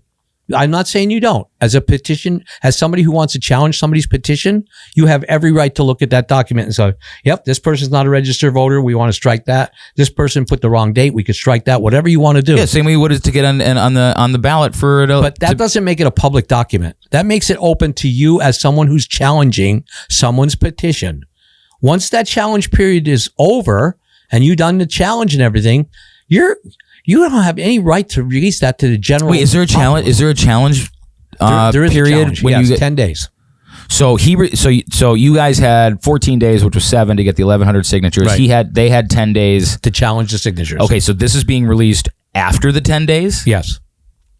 Holy shit. So what he does crazy. is he releases the name to the internet under his disguise is, I want everybody to look at the list of people and tell me who's not registered and what issue they have with the name. He should have did that for 10 days earlier. He should have did that during those 10 days. Well, just to clarify, I misunderstood you. He did do that on the first 10 days. Oh, okay. So his challenge period began on June 26th, right? Because that's when the council said we had 1,899 signatures. Okay. So from June 26th. So you were like 700 more than you needed. Right. So from June 26th to July the 8th was his challenge period window. That he had 10 days to challenge. In that period, he released the names on June 20. I think he released them on June 28th or 29th to the internet. Put them up on Facebook for everybody to see. Now, is the solicitor okay with that? No, the solicitor had a form that he had to sign. They were supposed to sign. He never signed the form. He got the information from somebody on council that gave it to him. The rule is anybody who wants that information has to sign a document that says they will not release it on the internet and it won't be used for any other purpose other than to verify the signatures, right? Well, he didn't sign the paper. He had somebody give it to him and he won't tell us who gave it to him. He refuses. Okay, well, you had no right to get the information then. You put it up. You got there's like a chain of custody for this. He has no, and he has no chain of custody because he didn't sign the paperwork. So if you go in to get the document, on a thumb drive, you have to sign a paper that says, I will not release this information. You sign it and you date it and you get the thumb drive. I had to do the same. I'm on the committee. I didn't get a thumb drive without signing the paper. I walked in and I said, I'm the chairman of the committee. Where's my thumb drive? She gave it to me. I had to sign the paper, said I won't put it up on the internet. And I pushed the paper back and I got my thumb drive. Not him. He got it given to him by somebody behind the scenes. Some member of council probably got it and handed it to him. And he put it up on the internet. And he said, isn't he on council? Yeah. And he says he's exempt from that because he's doing everybody a service by putting it up there. So everybody. That's subjective. Yeah. Is that a loophole or is it criminal? No, it's criminal. That's why we filed a lawsuit. And there's going to be punitive damages if somebody loses their job and they can attribute it to the fact that he released their name. They may go after him punitively for that. But we have to get a ruling on that. Is that civil or criminal or both? It's civil first for that part, but I think it's criminal on the other side. If we can get it, we filed the paper in court, so we're hoping to get our hearing on that to have. Does he? This is total speculation. Yeah. This is not legit. This is just your opinion. Does he think that he's in some sort of righteous fight and you guys are evil? Yeah, that's exactly what he thinks. He thinks that he thinks he's the cover boy for doing what's right for the county, and all we want to do. is but like personally, do you think that he thinks? I do. I think personally he does. I think he personally thinks. So this is not about like what the people want. He actually thinks he's a righteous warrior for something. Absolutely. It has nothing to do with the people because isn't that an ideology then? Yep. If it was about the people, it's almost religious. Yep. He never would have passed it if he thought it was for the people. And as I said, every member of that council had voted and they have made their statement that what they feel about this ordinance has been made by their vote. After that, they should say nothing else. The people have a right to speak and now it's their turn. You don't get to tip the scales. You don't get to put out propaganda out there and say, oh, you know what? If you sign that petition, we're going to put it up on Facebook and we're going to tell everybody in the world that you're a bigot. Did they say that? Well, that's what they put in a couple of their posts. And so people have posted that. Yeah, Did he post that? Yeah, they posted it. Who's they? The Action Together group, the Rainbow group. There's a Rainbow group out there that's posted stuff that said that, you know, they said we will post your information. They will send stuff to your. Well, so this person who owns this business. Do you have documentation of this? Yeah, it's all gone to the DA. It's all gone to the district attorney. This is crazy. Yeah, we filed a case with the district attorney. We had a meeting with the detective yesterday about it.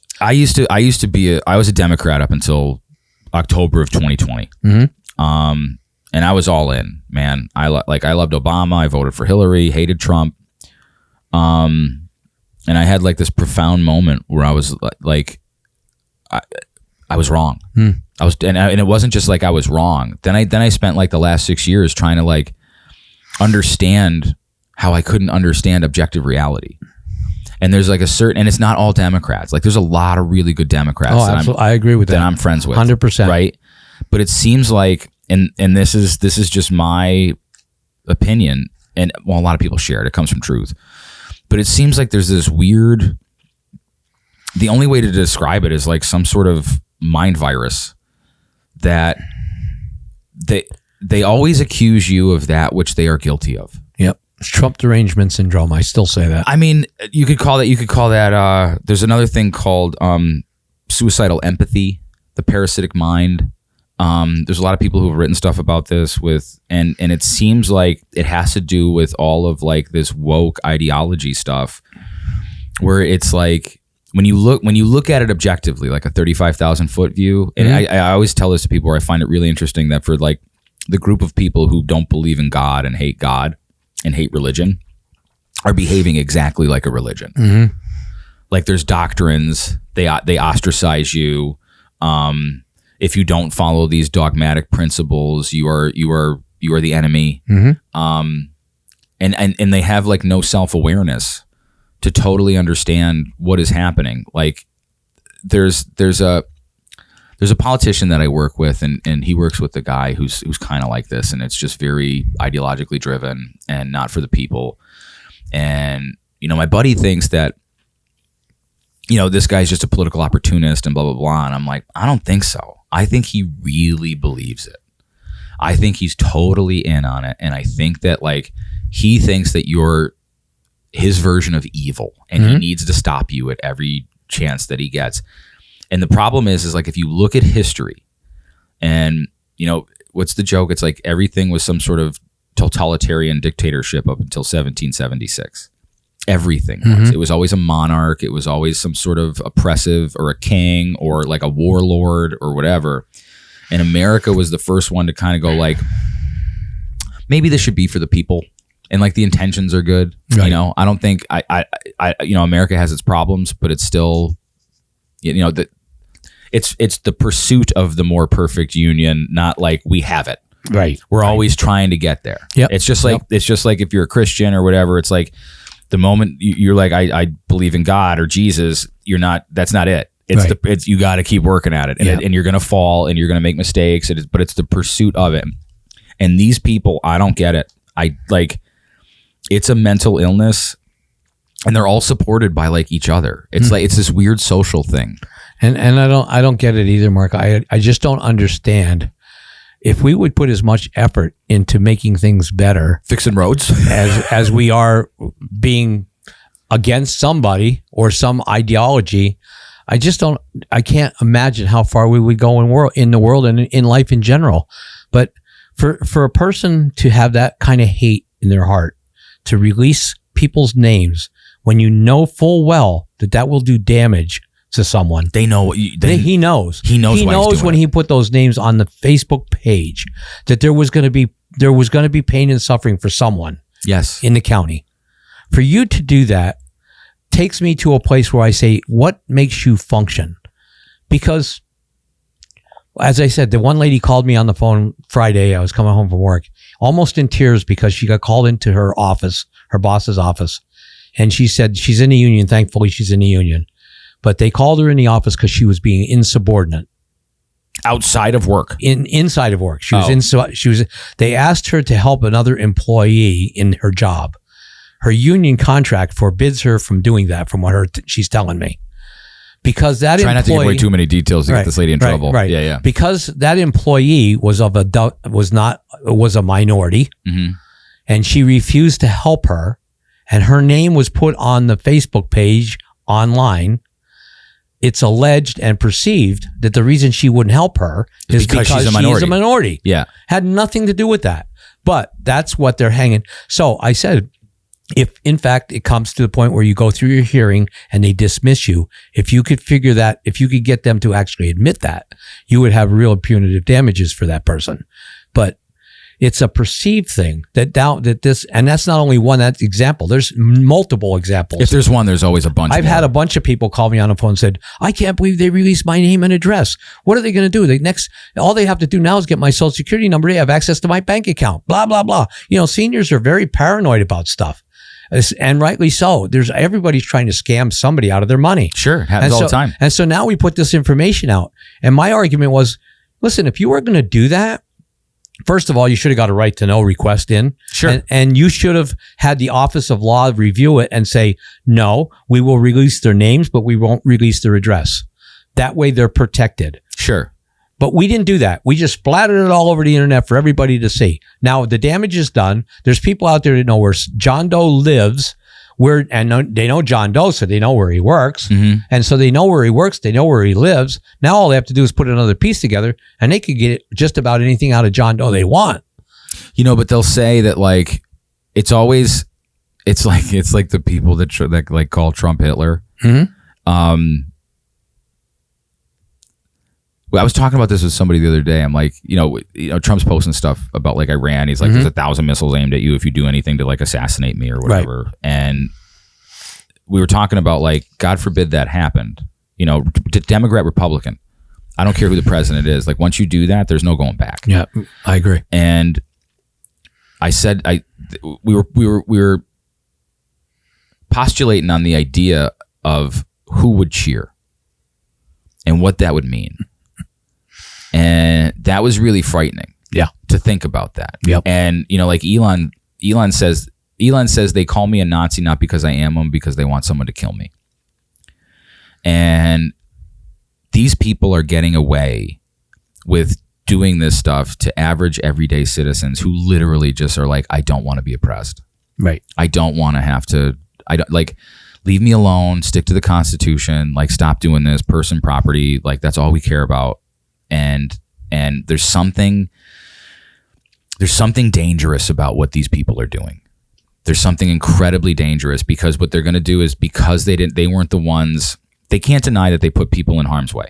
You can't deny it. No. You'll say that wasn't my intention. I believe in transparency. I do all this. But that's what they're doing. They're putting people in harm's way. They're putting innocent people in harm's way, which is exactly the thing that they are claiming they are trying to protect. Correct. Explain that to me. Yeah.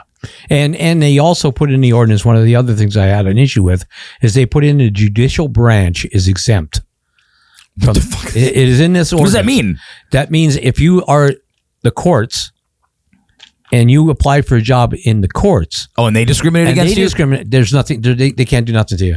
That's exempt. So this is all about control of a certain sect of the populace. Right. And they say in the ordinance it's because they were a separate branch of government. Well, so is the executive branch, my friend. Think about it. So why is the manager responsible to police her people?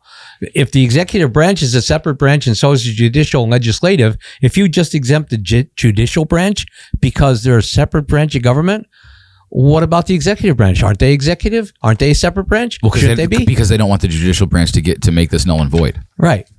Right. Because they want this to go like, look. So if it goes to the courts, now they got the in. Hey, we didn't pick on you guys. Yeah, you're good. You guys are good. Yeah, you're good. Yeah. But we had a Kids for Cash scandal, if you remember, in Luzerne County. Oh, I remember. That ruined lives. So Kids for Cash. That ruined thousands of lives. That was a real scandal back in the day. We lost a lot of people over that. I know a kid who I met quite a few times talking about that. And then one day he decided to climb up a mountain over by Elk, where Elk Mountain is, the ski resort, and put a shotgun in his mouth. Because of that. Yep. Because of what happened to him and his family because of that. Yep. There is real damage that these people are doing. Yeah. And again, I say that the issue that I'm having is that this exempts those folks. And at the very, very beginning of this ordinance, it says if there's a federal, state, or local law, that this whole thing doesn't apply. So why bother with it? That's what I'm saying. Like, I think Rob O'Donnell the other day posted about all the federal laws that do all those things that they're asking for anyways. It says right here in section 602, this ordinance shall not apply to the judicial branch of government or any entity where applications would violate the separation of powers under the Pennsylvania Constitution. So everybody else has to comply. If you're a landlord, you have to comply. If you're a homeowner, you have to comply. If you're a citizen, even not registered, you have to comply. They will put their knee on your neck and they'll make you pay $500 fine if you violate this ordinance. But God forbid we have 900 people in the judicial branch of Luzerne County that could do whatever they want, and there's no discrimination ordinance for them, right? It's just so bizarre. It's just so bizarre. we hear the word communism and we think that communism and fascism mean these things, but the truth is those things existed prior to that, not using those words. Yeah. Right? They were called something else. I tell people all the time, I'm like, every culture knows what a monkey is. Everybody's got different names for it. This is exactly what they did. This is exactly what the authoritarians did, was they create different classes of people and they pit them against each other. And, you know, when you're hearing things about like Mamdani and you know the DSA, this is what they want. You're not going to have. What happens to the landlords who have to rent to everybody and then go out of business? The state's going to take it over. Like, well, this is all the destruction of like my issue with all of this is like especially like, you know, there's a lot of people who say like the state constitution of Pennsylvania is actually more powerful than like the federal one because it gives us local control. Right. This is the way to destroy local control. This is the way to bring in a small group of people who think they know better than everyone else to do the things that they want to do to everyone else because they think they're right. And everybody stays silent, lets it go because it's not affecting me because I don't own rental property. I don't have to worry about that. Whatever the scenario that they want to paint to me when I ask them to sign a petition, do you own rental property? No. Well, did you know that this isn't, you know what, it doesn't bother me. It will bother you someday. It will bother you someday. It might bother your kids. It might bother your grandkids. Listen, your daughter may be in the bathroom and some guy will walk in there, perceived trans, and he'll be standing there staring at your daughter. Yeah. That may be a reality that you won't anticipate someday. And the guy says, if that ever happened, I'll go in there and kick his ass. Well, you know what? Here's the way you kick his ass legally. Yeah. You don't let it happen in the first place. So yes, I understand the whole idea, but you need to be involved in stuff that directly affects you someday. Now, you can't say it's not going to affect me. Everything does. Sooner or later, it's going to affect you. Yeah, you can't just sit and be blind, ignorant to everything. Because it will affect you. And this ordinance is very, very dangerous for the county. And for them to not even provide dialogue. I think it's more dangerous for the citizens of the county. I don't even, like, the total effects on this are going to be... The cost ramifications, Mark, on this are probably going to be staggering for the county. We already have an ACE commission in our county, which is called the Accountability, Conduct, and Ethics Commission, that already costs the county thousands of dollars every year to get absolutely zero results. So you file a complaint with the ACE Commission. Sounds like government. Yeah. You file a complaint with the ACE Commission about something somebody's doing. They have this quasi board and quasi judge and all this other nonsense that goes out. And miraculously, everything is dismissed. Oh, that's dismissed. But the attorney still gets his $2,000 for doing the work. It seems like they set up an industry for people to get paid. And I say, certain group of people. I'm not anti-attorney, but you know what? We don't need to have that. We have people with common sense. The purpose of the ACE Commission on our charter was not to hire attorneys. It was to they put 5 people on our ACE Commission, which was the controller, the county manager, the district attorney, and 2 citizens. The reason we built that into the charter was because we had 3 people who had their eyes and fingers on the pulse. You had the manager who hires people, you had the controller who's the guy who's the watchdog, and you had the DA who could prosecute criminally. And then you put the 2 citizens on to make sure that those 3 don't go out of place. Yeah. That was the way it was designed. They came in and they made this whole thing a quasi board. We hired attorneys to adjudicate everything. Now you can't see the complaints. We don't know who's complaining because that's all confidential. Nobody knows what's going on. And at the end of the day, the attorney just throws a bill on the table for $2,000 and you pay him every time. And it's like, no, the point of that was if I was working for the county and I did something I wasn't supposed to, like take a truck home and some citizen saw it, they can call and file a complaint with the ACE Commission. Say, I saw Walter with the county truck home. That ACE Commission would review it as a commission. And if that in fact was true that he had the truck home, they tell the county manager who sits on that board and said to the county manager, listen, we agree that the man took the truck home and he wasn't supposed to. You're the county manager. Take care of that because you're responsible for hiring and firing the county. And she would have a conversation with that employee and say, look, there was a complaint filed. You took the truck home. Not allowed to do that. Done. Finished. Over. Next place. Then you bring somebody in and they brought something in like they were doing something they weren't supposed to and it was criminal. DA's on the board. Okay. The board's decided. Yeah. Okay. Here, Mr. DA, you can take it from here. Prosecutor or not. Your job is to investigate and do criminal charges, whatever you need to do. Done. Oh, no. It can't be that simple. We have to monkey this.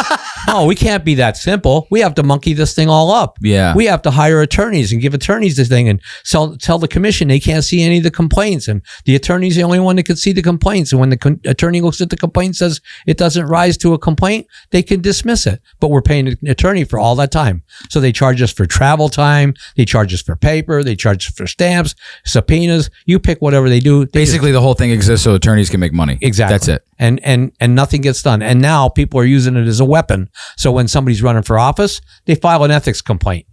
Oh, Walter Griffith was using a voice for the people that was one of the complaints that came out on me at the last complaint. Walter Griffith signs his emails, Walter Griffith, a voice for the people. That means he's using his email address for political purposes by putting that disclaimer on the bottom, a voice for the people. That's You're the controller. Yeah.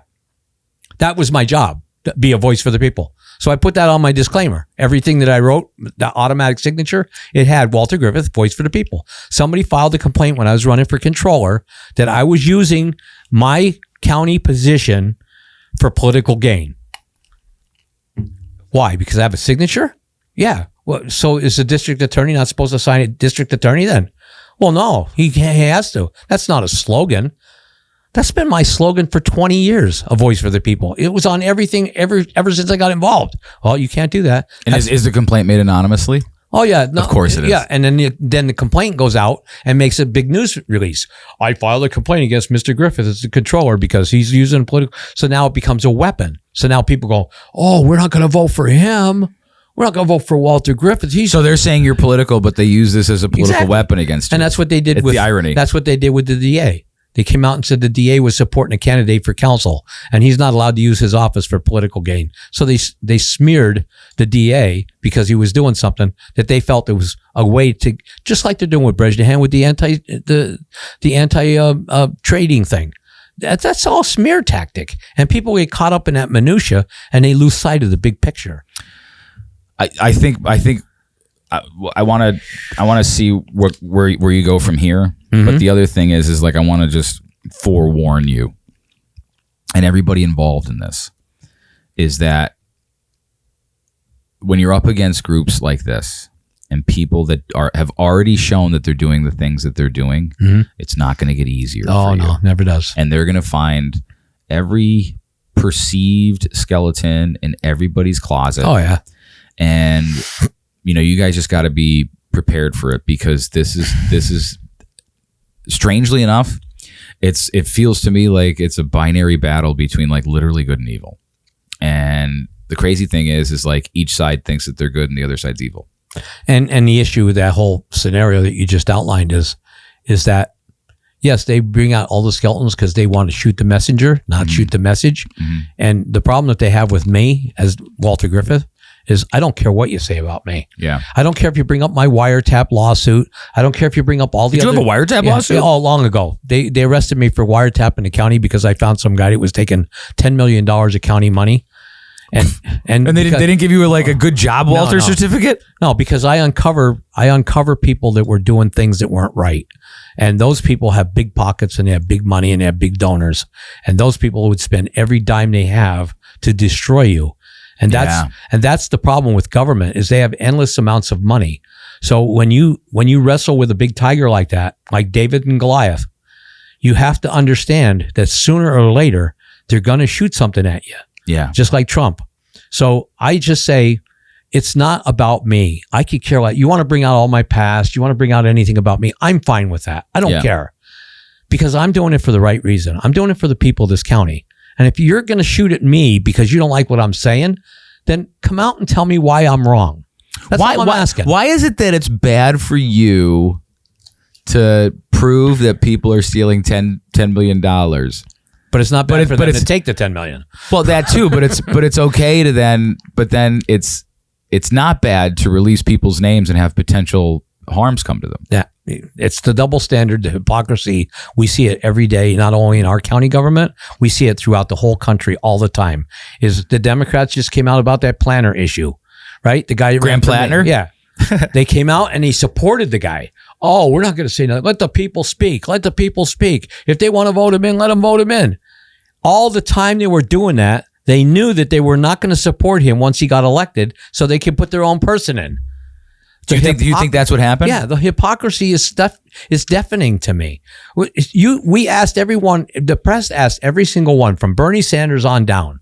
It's like, what do you think about the allegations about Plattner that he talked about Teddy Daniels as a veteran, and he talked about all these people negatively, and that blew my mind that was Teddy Daniels. Yeah, I'm like, he's talking about Teddy Daniels. Yeah, and you got all these people that are out there saying, well, I think he's seen Jesus, and I think he's changed his life around, and I think he's going to be a good person, and we can't penalize people for being. But those are the same people that took Kavanaugh to the mat because Kavanaugh, as a Chief Justice, was going to get sworn in, and he had alleged relations with some woman, which never even happened. But you know what? We have to trust the woman say. Whatever the women say, we got to believe them. We have to believe them because their allegations are credible.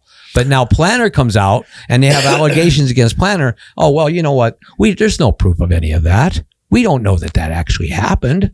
I'm starting. Look, I'm a registered Republican. But I have this buddy who said to me one day, he used to work for like national campaigns. He goes, I've been to Democrat conventions and Republican conventions. It's all the same sponsors. Mm-hmm. Yeah. I think that like we have to be careful about not criticizing our teams. You know what I mean? Oh yeah. I think that there's a lot of shit on both sides. It just seems that like the egregious shit is on one. But the Democrats, the hypocrisy is at least. It's on both. The Democrats have this history now. We saw with her name escapes me. Biden's vice president. Kamala. How do we say it without getting canceled? Kamala Harris. Kamala. Yeah. So she. Right before you move forward, can I tell you something? I used to live in LA when she was the attorney general of the state. I worked in Hollywood, right? Okay. Which is like, you can't get more liberal than Hollywood. Right. They all hated her. Really? Everybody in California hated her. Yeah. Hated her. Well, my point is that they didn't let her go on the ballot to be picked to run for president. No, God forbid, like your petition, you give the people a choice. And the same thing with Platter. They knew they weren't going to support him. They wanted his name to go on the ballot because they knew he was going to beat the other guy. And now that he beat the other guy for the Democratic nomination, they can put who they want in to run against Collins. Who they want. Yeah. I think that's wrong. You should do a special election for that. Totally. If he drops out, do another election. Get somebody else to. You don't have the ability as a Democratic executive committee to circumvent all of the voters of Maine who voted for Plattner, to just circumvent their vote and say, you know what? We're going to pick now. Why did you even have the primary? Why didn't the Democratic Party just pick the guy and put him there? It's weird. Like, what was it? 10 days after the primary, they crucified him. Yeah. It's like what the double standard and the hypocrisy, like this thing with Chris Bellis is again, you voted. The people have a right to say. Let them have their say.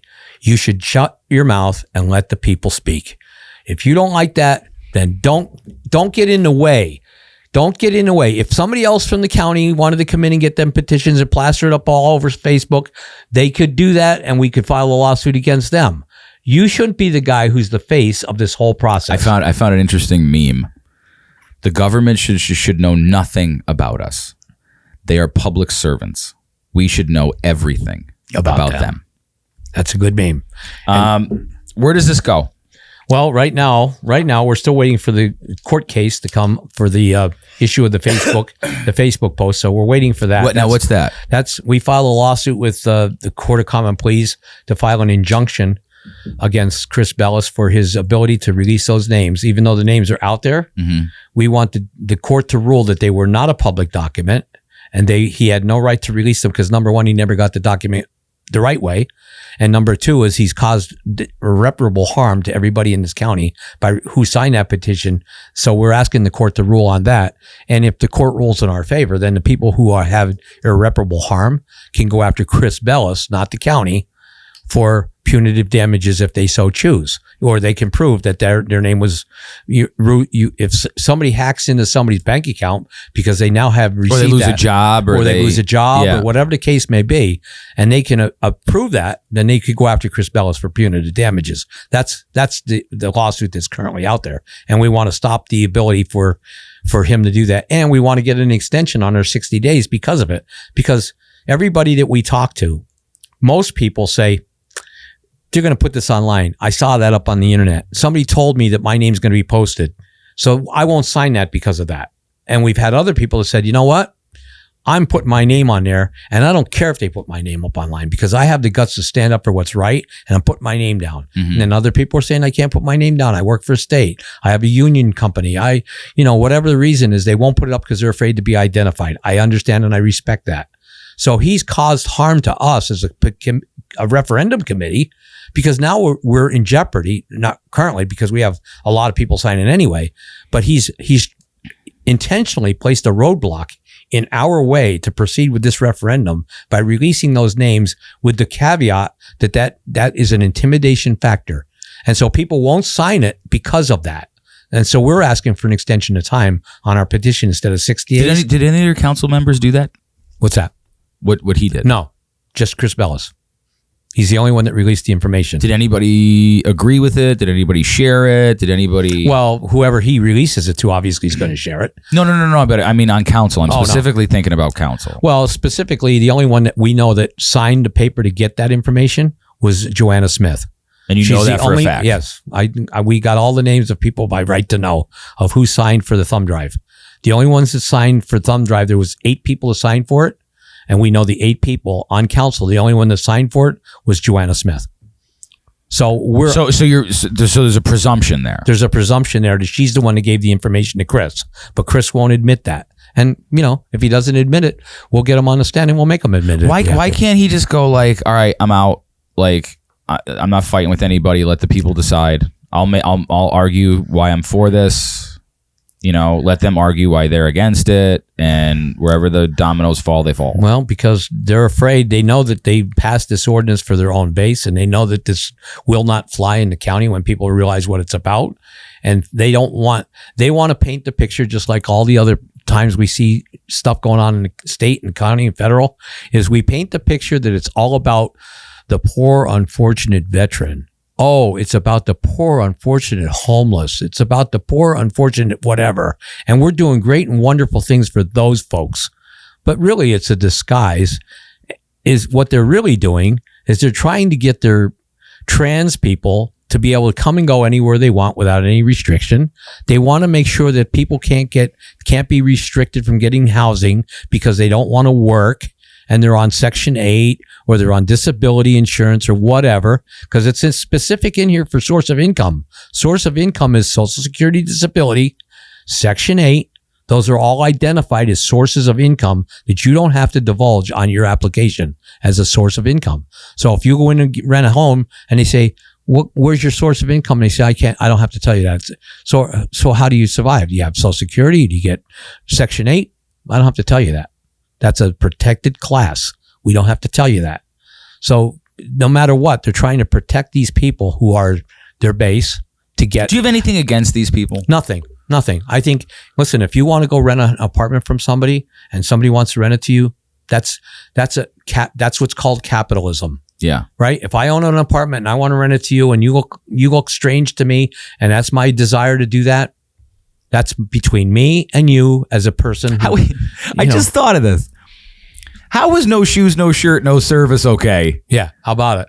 You know what I mean? But now you can't. I wonder if that would even hold water now. If you go into a restaurant, you had no shoes, no shirt, no service. I wonder if they would be able to stop you from doing that. I mean, nobody ever stopped that.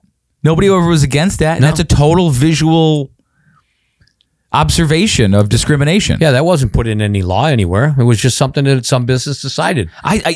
It's obviously came from a health regulation that said you can't go into a restaurant without shoes on it or something. So that's why they put that sign up, because people on the beach were thinking about coming into restaurants and they said, we can't let you come in. It was more like gas stations. Stations wouldn't allow it. It was a health violation, so they weren't allowed to do that. So that's, I think, where that came from, because the Department of Health said, if you're going to go into a place that serves food or whatever, I'm assuming. Or Slurpees? Yeah, you can't go in that way. So I'm assuming that's why that all happened, but your point is valid. It's the same thing. So we're going to tell people, is that not discrimination? Well, how far do you go with this ordinance? Because it says perceived sex. Yeah, but perceived is so subjective. It is. And it says perceived. It's almost imaginary. And the definition in here says exactly that. It's what you assume is what that is. That's perceived. Didn't we always used to think that when you make an assumption, you make an ass out of you and me? Yeah. I mean, it's really interesting when you look at perceived, when you look at the definitions under this familiar status and gender exemptions and gender identity, self-perception or perception by others as male, female, non-binary, or gender diverse, and shall include an individual's appearance, behavior, or physical characteristics, may refer to gender expression, sex assigned at birth, transgender identity, gender transition that may be in accord with or opposed to physical anatomy, DNA, chromosomal sex. Wait. Go back to physical. What? Yeah. Physical anatomy. Okay. So if you are perceived a woman, and then you're a woman. If you're perceived according to this. So how do you get to DNA and chromosomes? Well, it says DNA, chromosomal sex. I have no idea how they are. DNA and chromosomal sex, or sex assigned at birth, and shall include, but is not limited to, persons who are gender variant persons who have completed or are in the process of gender transition. Mm-hmm. Right? That's the trans. Or who are undergoing or have completed sex affirmation, hormonal treatments, or gender affirming surgeries. Can I ask a question there? Now that those are all the groups you can't discriminate against? Yep. Where in there did it say straight? Nothing. Where in there does it say nothing? Biological man or woman? Nothing. So you can discriminate against them? You can. Well, I guess if you're a male, you can. Yeah, but see, it's not one of the protected ones. Right. So why isn't straight? It just male, says, female, not male, protected? Female. It says male, female, as perceived. Let me see. Let me make sure. Can straight people? So now can you discriminate against straight people? Heterosexual people? Yes. Or the pejorative I love cis? Or perception by others as male or female, non-binary or gender diverse. I mean, that's how bizarre this whole thing is. And gender expression definition is an external appearance of one's gender identity, usually expressed through behavior, clothing. How does one behave to show what gender they are? If you sashay across the room as a guy, you're. Well, I know effeminate men. I also know masculine women. Right. Well, there you are. That's exactly right. Gender expression. And that's what it's saying. So should I assume that my effeminate male friend is something other than male? If he comes in for a job or something, I guess you wouldn't be able to discriminate against him. That's the point. The point is if he comes in sashaying across the room as a guy and you say, wow, I don't think I want to hire him. You've just discriminated against him because his gender expression shows that he's an actual female. And none of these are defined either. Gender expression is not defined. Yeah, but none of them are defined. Yeah. I don't know what half of those things are. It says, external appearance of one's gender identity usually expressed through behavior, clothing, haircut, clothing. So if a guy dresses like a woman. Or a woman wears a pantsuit like Katharine Hepburn. There you go. Haircut, voice, chosen name. What is voice? This is madness. Yep. Voice. So if a guy it's insanity, right? It says chosen name and or pronouns, or which may or may not conform to socially defined behaviors and characteristics. Who's defining the socially conformant? Who's defining social conformity? Who defines that? Is that what it says? Socially defined? Yep. Socially defined. Yeah. Right there. Show me where this is socially defined. Yep. Right there under gender expression. Or may not conform to socially defined behaviors. Mm-hmm. What does that mean?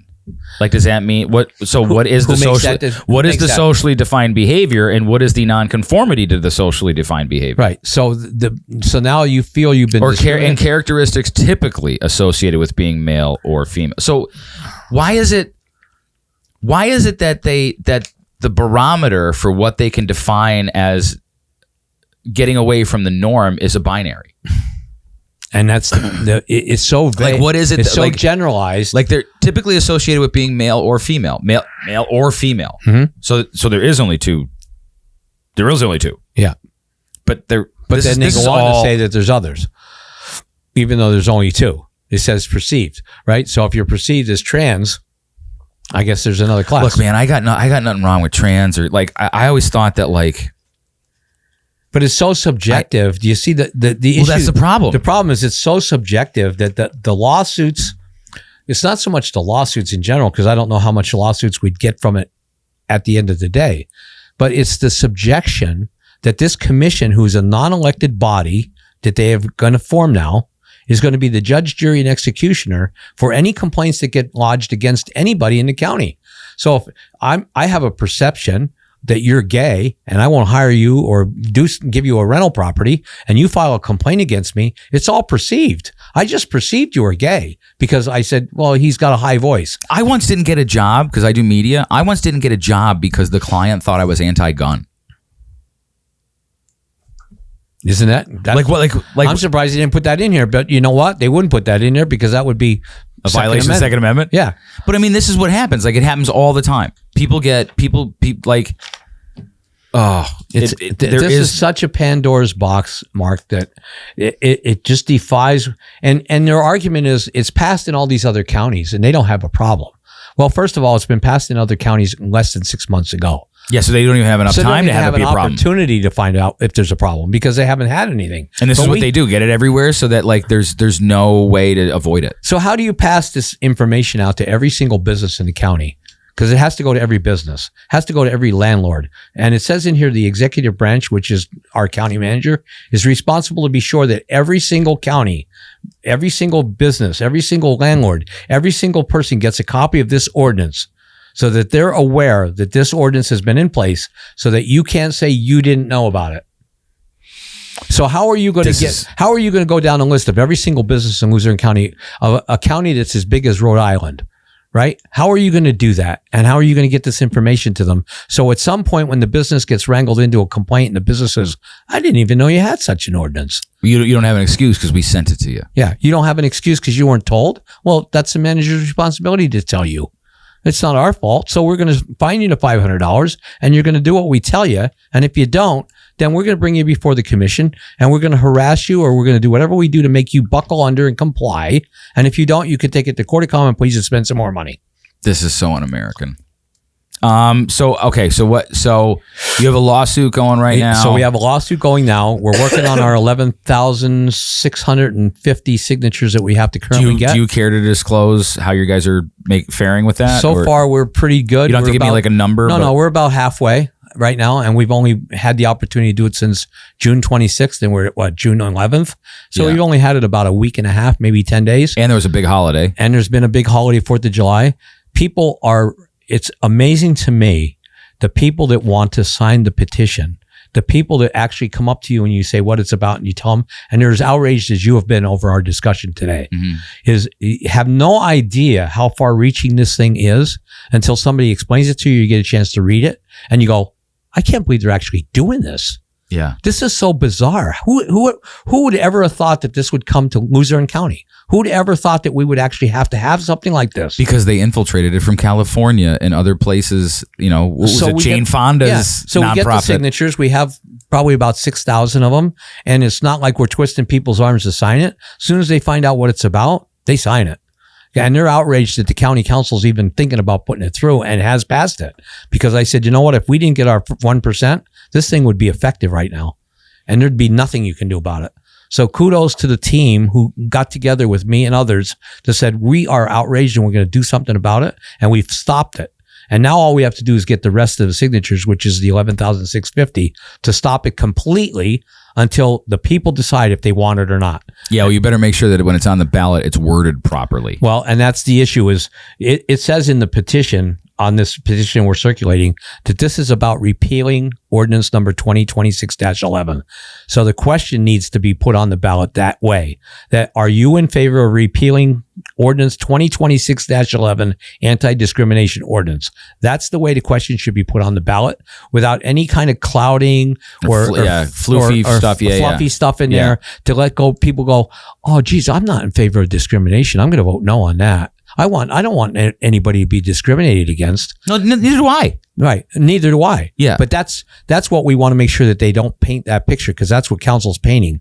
The council's saying that guys like myself and other people, we're bigots, we're racist because we want people to be discriminated against.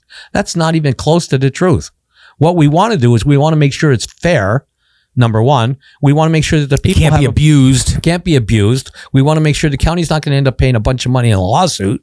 We want to make sure that the language that's in here is not language that's protecting a certain class of people, where other people are going to have to just buckle under and do it just because. I don't think we should have an ordinance that bullies people into compliance. There's certain things that this way steps over in government overreach. That's a real problem for the people that are circulating. Is we don't want government overreach. We don't want people reaching into some business saying, you have to hire that person, even if you don't like them. Yeah. You have to rent to them, even if they don't have. See that person over there scratching the meth out of their arm? Yeah. You have to rent to them. Yeah. Or go to a bank and say to the bank, listen, we have an ordinance that says you have to loan money to people that have no job. We don't care. We don't care. That's government overreach. To me, the bank has a right to tell you can't borrow the money from them because they have the right to say you got to pay it back. Whatever happened to we have a right to refuse anyone? Apparently there's no that's been in restaurants. That's been... And that's the issue. We're not We're not anti-discrimination. We're not. They're saying, well, no, you're not pro-discrimination. Yeah, you guys. All you guys want to do is you guys want to have the Nazi mentality that people can't do X, Y, and Z because you don't like them. No, you guys are doing that. Yeah, that's what you're doing. But we're not doing that. We're trying to protect the people from your ideology that says if I perceive to be gay, I could just walk into a ladies' room right now. I could say it's a big issue. It's a big issue about having like a lot of the men that are going into those girls' rooms are not gay or trans. They are creeps. And I brought that up. Creeps. I brought that up at a council meeting. I said to one lady on the council, I said, when you leave here to go to the ladies' room at break, I'm coming with you. And she looked at me. I said, because I'm perceived to be gay. I'm telling you right now, I'm perceived to be trans. Yeah. So if I'm saying right now that I'm trans, I mean, that might be the move. that might be the move. It's like, are you okay with this? In the ladies' room and look around. Yeah, I could do that because you can't question me. That's discrimination. Question me. So if I go in the ladies' room and you say, what are you doing in here? And I say, I'm trans. Yeah, just like you doing that, it's like careful what you wish for, man, because like it goes both ways, and they need to understand this. You're not trans, Walter. We know you're not trans. Who are you to tell me I'm not? It says perceived. Because if I can't tell other people they're not, you can't tell me I'm not. It's perceived, right? So I'm perceived to be trans. So I'm in the ladies' room today, and tomorrow I'm not perceived to be gay anymore or trans. So I go in the men's room. This ordinance also concerns me about school districts. That they can't, they're going to regulate schools, and schools are Title IX, right? And there's certain things that schools they're finding ways to overturn all this stuff. They have to follow the rules, and this circumvents that, except for that clause that I said earlier on in our interview, was there's a clause in there that says if there's a law that presents that, they can't do it. This ordinance is moot. So I'm saying if Title IX applies to school districts, then why do we have to give them this ordinance? Because it doesn't matter to them. They can't enforce any of it. They're governed under their own guidelines. So I know there's no online digital petition. It can't be that way. You have to actually sign for it. Right. You have to show up and sign for it. Where can people in Luzerne County find the petition or someone circulating the petition to sign it? Well, what we're doing is we're having where can they find information to go do that? Well, we're having satellite places around the county, like southern Luzerne County for Hazleton people. We have one in the central part in 40 Fort. We have some up in Avoca. We have different places every day where people are setting up a tent and they have a table with a sign out front that says, if you want to sign the ordinance, stop here. And the information to get that is on the Citizens Alliance page on Facebook. On Facebook. And obviously when they put stuff on Citizens Alliance, everybody shares it. So it's out on the Facebook media page pretty heavily. So are you trying not to tell people exactly where you are because is there any concern about people showing up to? No, we're really not concerned with that. Where if we put a location up, we'll have we follow what the guidelines are for this. We have had people come in and kind of test us, like, geez, what does that ordinance say? Can you tell me something about it? And then we tell them about it because they want to trick you into doing something you're not supposed to. And they're spies I want to say spies, but they're people that come in to see if you're doing the petition right. And then when you is there any fear of harm? I don't think anybody on the committee has any fear of harm because we all. No, I mean at these places where you're getting the petition signed, because they're public places, right? Yeah. Oh, yeah. They're public places. Most places won't let us go there, as you know. I mean, businesses are very intimidated, and I understand from being a business person that there's a line where you can cross where people are intimidated. And when you call up a business like that has a thriving business, because there's going to be a lot of foot traffic, and you say you want to put up a tent out in the parking lot, off and have people like Lowe's or something. You can't do that here. Why? Well, we do have people that are, we'll have a problem with that. Yeah. So I get it. I get it. As a business, you wouldn't want to lose a customer, even one, because of this. And I get that. But my issue with it is, as I say to the businesses, this directly affects you. Yeah. You should at least have the guts to stand up and let people know what's going to directly affect your business without fear and intimidation that something's going to harm you. Because at the end of the day, this is going to harm you. I think whether it harms you now because you put me in a parking lot, or it harms you later when this becomes effective, it's going to harm you. So sooner or later, you should take a stand and say, okay, I would rather take my risk on the front end and make sure this doesn't go through than to wait until it goes through and then have to hire anybody who comes through the door for fear of this ordinance. I think in the last 6 years, I realized that like my goal in life is to like reduce human suffering, and it might only be like 1%, but at least it's better than nothing. Yeah. And I think anybody who tries to increase human suffering is not a good person. And I think on the whole, these people need to stop using the exceptions to the rule to become the rule. I think on the whole that this thing leads to greater human suffering because it's going to harm a lot of people, and it's going to be abused, and it's going to further divide everyone. And and there's already laws on the books. There's already things in place for discrimination. We don't need to do any of that. Nobody wants to be discriminatory. And as I said at the very beginning at the council meeting is, I understand your zeal to make sure that we protect people from discrimination. I get that. And I'm not unsympathetic to the people who have that issue. All I'm saying is if it's that important, why do you want to just change it for the county? Why wouldn't you want to change it for the whole Commonwealth? Why wouldn't you get your legislators together and go down to Harrisburg and lobby Harrisburg to change our state laws on doing discrimination and add these protected classes to the entire Commonwealth? Why are you just going to different counties? Because it's coming to Lackawanna County next. It's not here yet, but they're coming. They're coming. They hit Luzerne. They hit all these others. They're coming to Lackawanna next, and then they're not gonna stop until they get every single county, all 67 counties of the Commonwealth, to buy into this document, put it on their books because they can. It says under the state law under Title 42 that they have the ability. Any municipality can change their laws to fit their discrimination. Their goal is, this person's goal from Lehigh County that started this whole process, their goal is to infiltrate every single county, to get every single county to buy into this ordinance, get their majority to vote it, and then they get it done throughout the whole Commonwealth without doing the state legislature. Yeah, it's almost like what they're trying to do with the data centers. It's exactly what they're doing. And they're working hard at it. They've already hit Chester. They've already got 5 or 7 counties so far that they've gotten it. And the reason they got it through those counties is because the people didn't show up for the meeting. They had the meeting. They brought the ordinance. People weren't there. It just passed because you have the majority of people on there that want to solve their base. So Northampton County passed it. Delaware County passed it. And after they passed it and it was in the paper, people were outraged. Oh my God, this guy's... You didn't go to the meeting. Now they won't even, Delaware County could do the referendum. Their home rule. No, they don't do anything because nobody wants to get involved. Everybody says, not my problem. You have to get involved. Yeah. That's why we got involved. And this has never been done before in the county. We got involved in it, and it's a pioneer process, but we have to do something because if you don't, you got to live by the law. The law is the law. And whether you like it or not, people complain about seatbelts. You know what? You had an opportunity to talk about that. You could have went to legislature and said, you can't force me to wear a seatbelt. You didn't. So now you have to wear a seatbelt, if you like it or not. I think there's greater forces at play here, and they're clearly, and they look like groups like Action Together. Yeah, and not to paint the narrow brush because there's a wider brush out there. It's not only National Action Together, Jane Fonda's group. It's a bunch of them. A whole bunch of the NGOs, all of those type of people that the George Soros groups. All of these people that have big pockets and big money. Well, it's not that their pockets are deep. It's they know.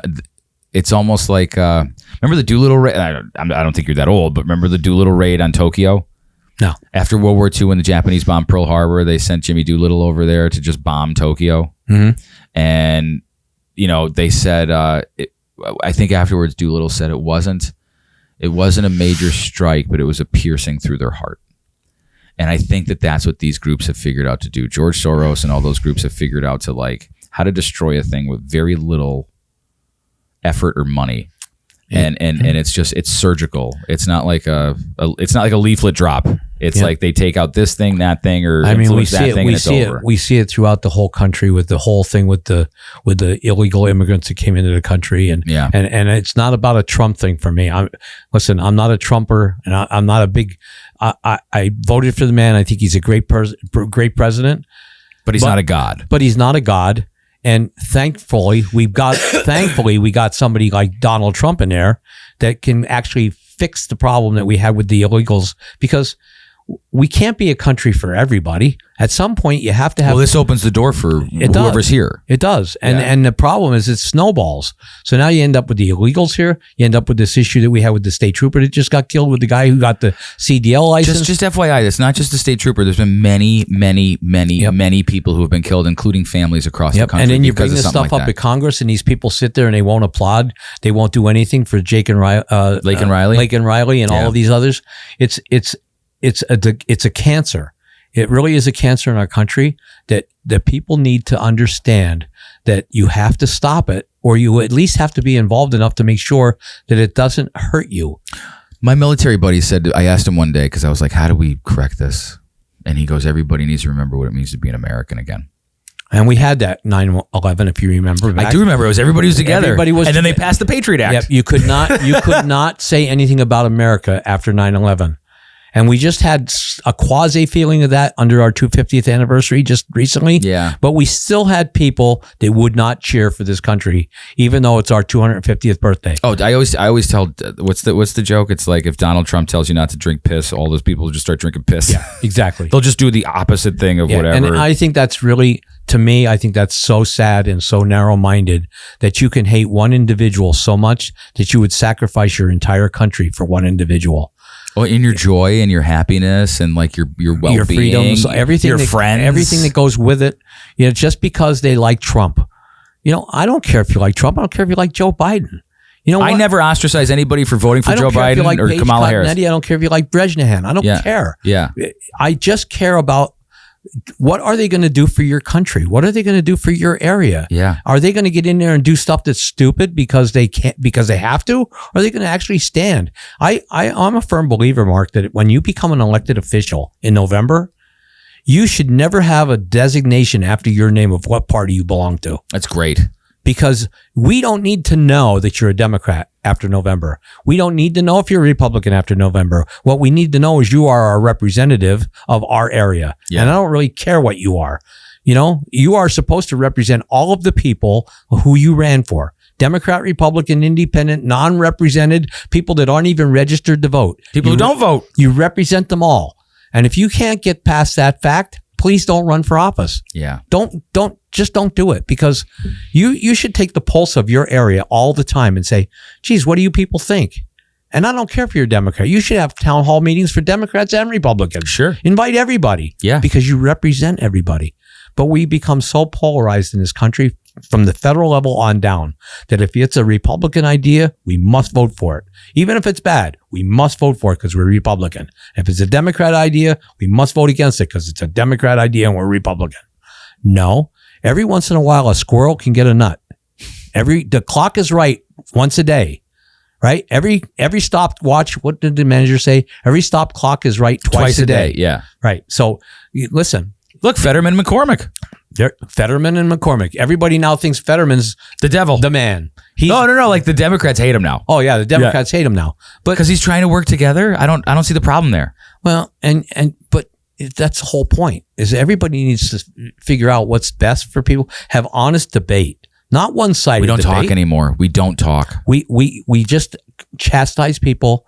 Their idea is wrong. We bully people, and we try to get our point across by shooting a messenger.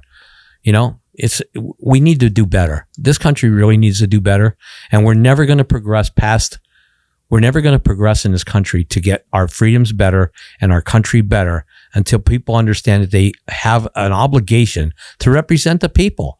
I'm not a fan of term limits. I think term limits I think if you're doing a good job, you should stay there as long as you're doing a good job. If you're not, get them out of there.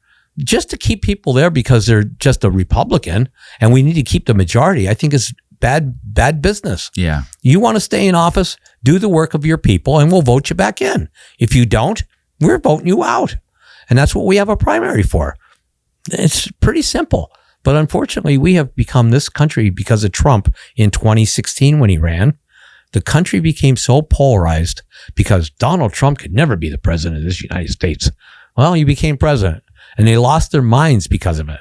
And God forbid, now he ran again. Now what are we going to do with the guy? We thought we had him gone. We took this guy to court. We almost bankrupted him. We tried to destroy this guy and all his friends. And he tried to kill him. Tried to kill him, and he comes back. What are we going to do with this guy?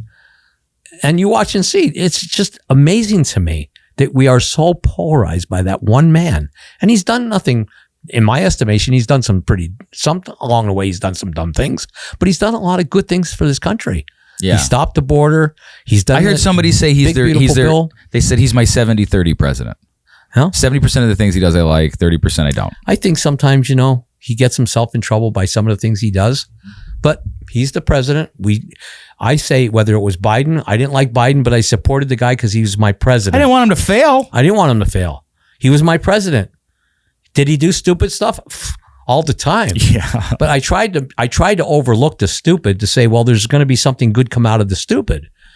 But, at some point, the good didn't come out of the stupid. That's why I didn't vote for Kamala Harris. I voted for Trump because I didn't see anything happening there. But, I didn't constantly see the guy and say, oh, we got to do everything we can to undermine everything he's doing. That's not helpful for anybody. No. So we just need to do better. And I said this referendum process is key to Luzerne County. And I think Lackawanna does have it because they are home rule. I think they do have a referendum process.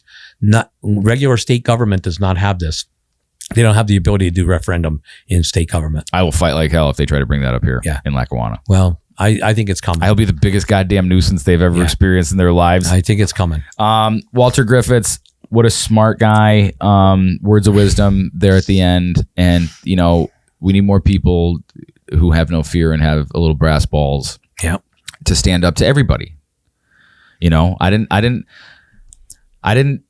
when I was born, I didn't make an allegiance to a political party. No, me neither. The country, America. Yep. That's it. Any final thoughts or? Well, the only final thought is, as somebody who's been involved in government is I had somebody come up to me and say, I never saw anybody with the tenacity that you have. They have done everything possible to destroy me and they won't stop until they finally do destroy me. I don't think that's ever going to happen until I'm in the box because I won't let them destroy me. They can do whatever they want, but it's really the people who are involved in this process are doing it because they want to protect our county. And we have a team of probably 14 team leaders and everybody is pitching in to get this done. And it's incredible to me to see the amount of people that are involved to get this process done. And they're working their butts off to get it done because they care. And then we have a couple people on council, one in particular, that is working his butt off to stop it because he doesn't care. And that, at the end of the day, is what makes everybody function in our county that's working hard for this petition, is because this guy who's trying to stop us from doing it is because he's got his own self-interest, and council has their own self-interest. And these people that are working hard to get it to go away is doing it because they know it's going to harm our county. And kudos to everybody who spent time after. We're in a pretty time southern. We're in the summer. People should be enjoying their days, sitting on the patio, having a beer, having hot dogs and hamburgers. And we're out there trying to get people to sign this petition because we give a shit. And at the end of the day, that's what's important. And people need to give a shit. Brush fires of freedom. That's it. Citizens Alliance, Facebook page. They have all the data that you need to find out where you sign a petition. My phone number is 57. No, don't do that. Don't give. I don't know. I'll be glad to. I don't know. I'd be glad to give my phone number. No, please don't. But my Facebook, they're welcome to go out on Facebook and get that information anytime they want. Walter Griffith. Walter Griffith at my email address. Can I give that? You can give that out. Okay. Yeah. Walter Griffith, WL Griffith at AOL.com. AOL. I'm You're an old really guy. you're like a I'm a 1992 dinosaur. CD in the mail.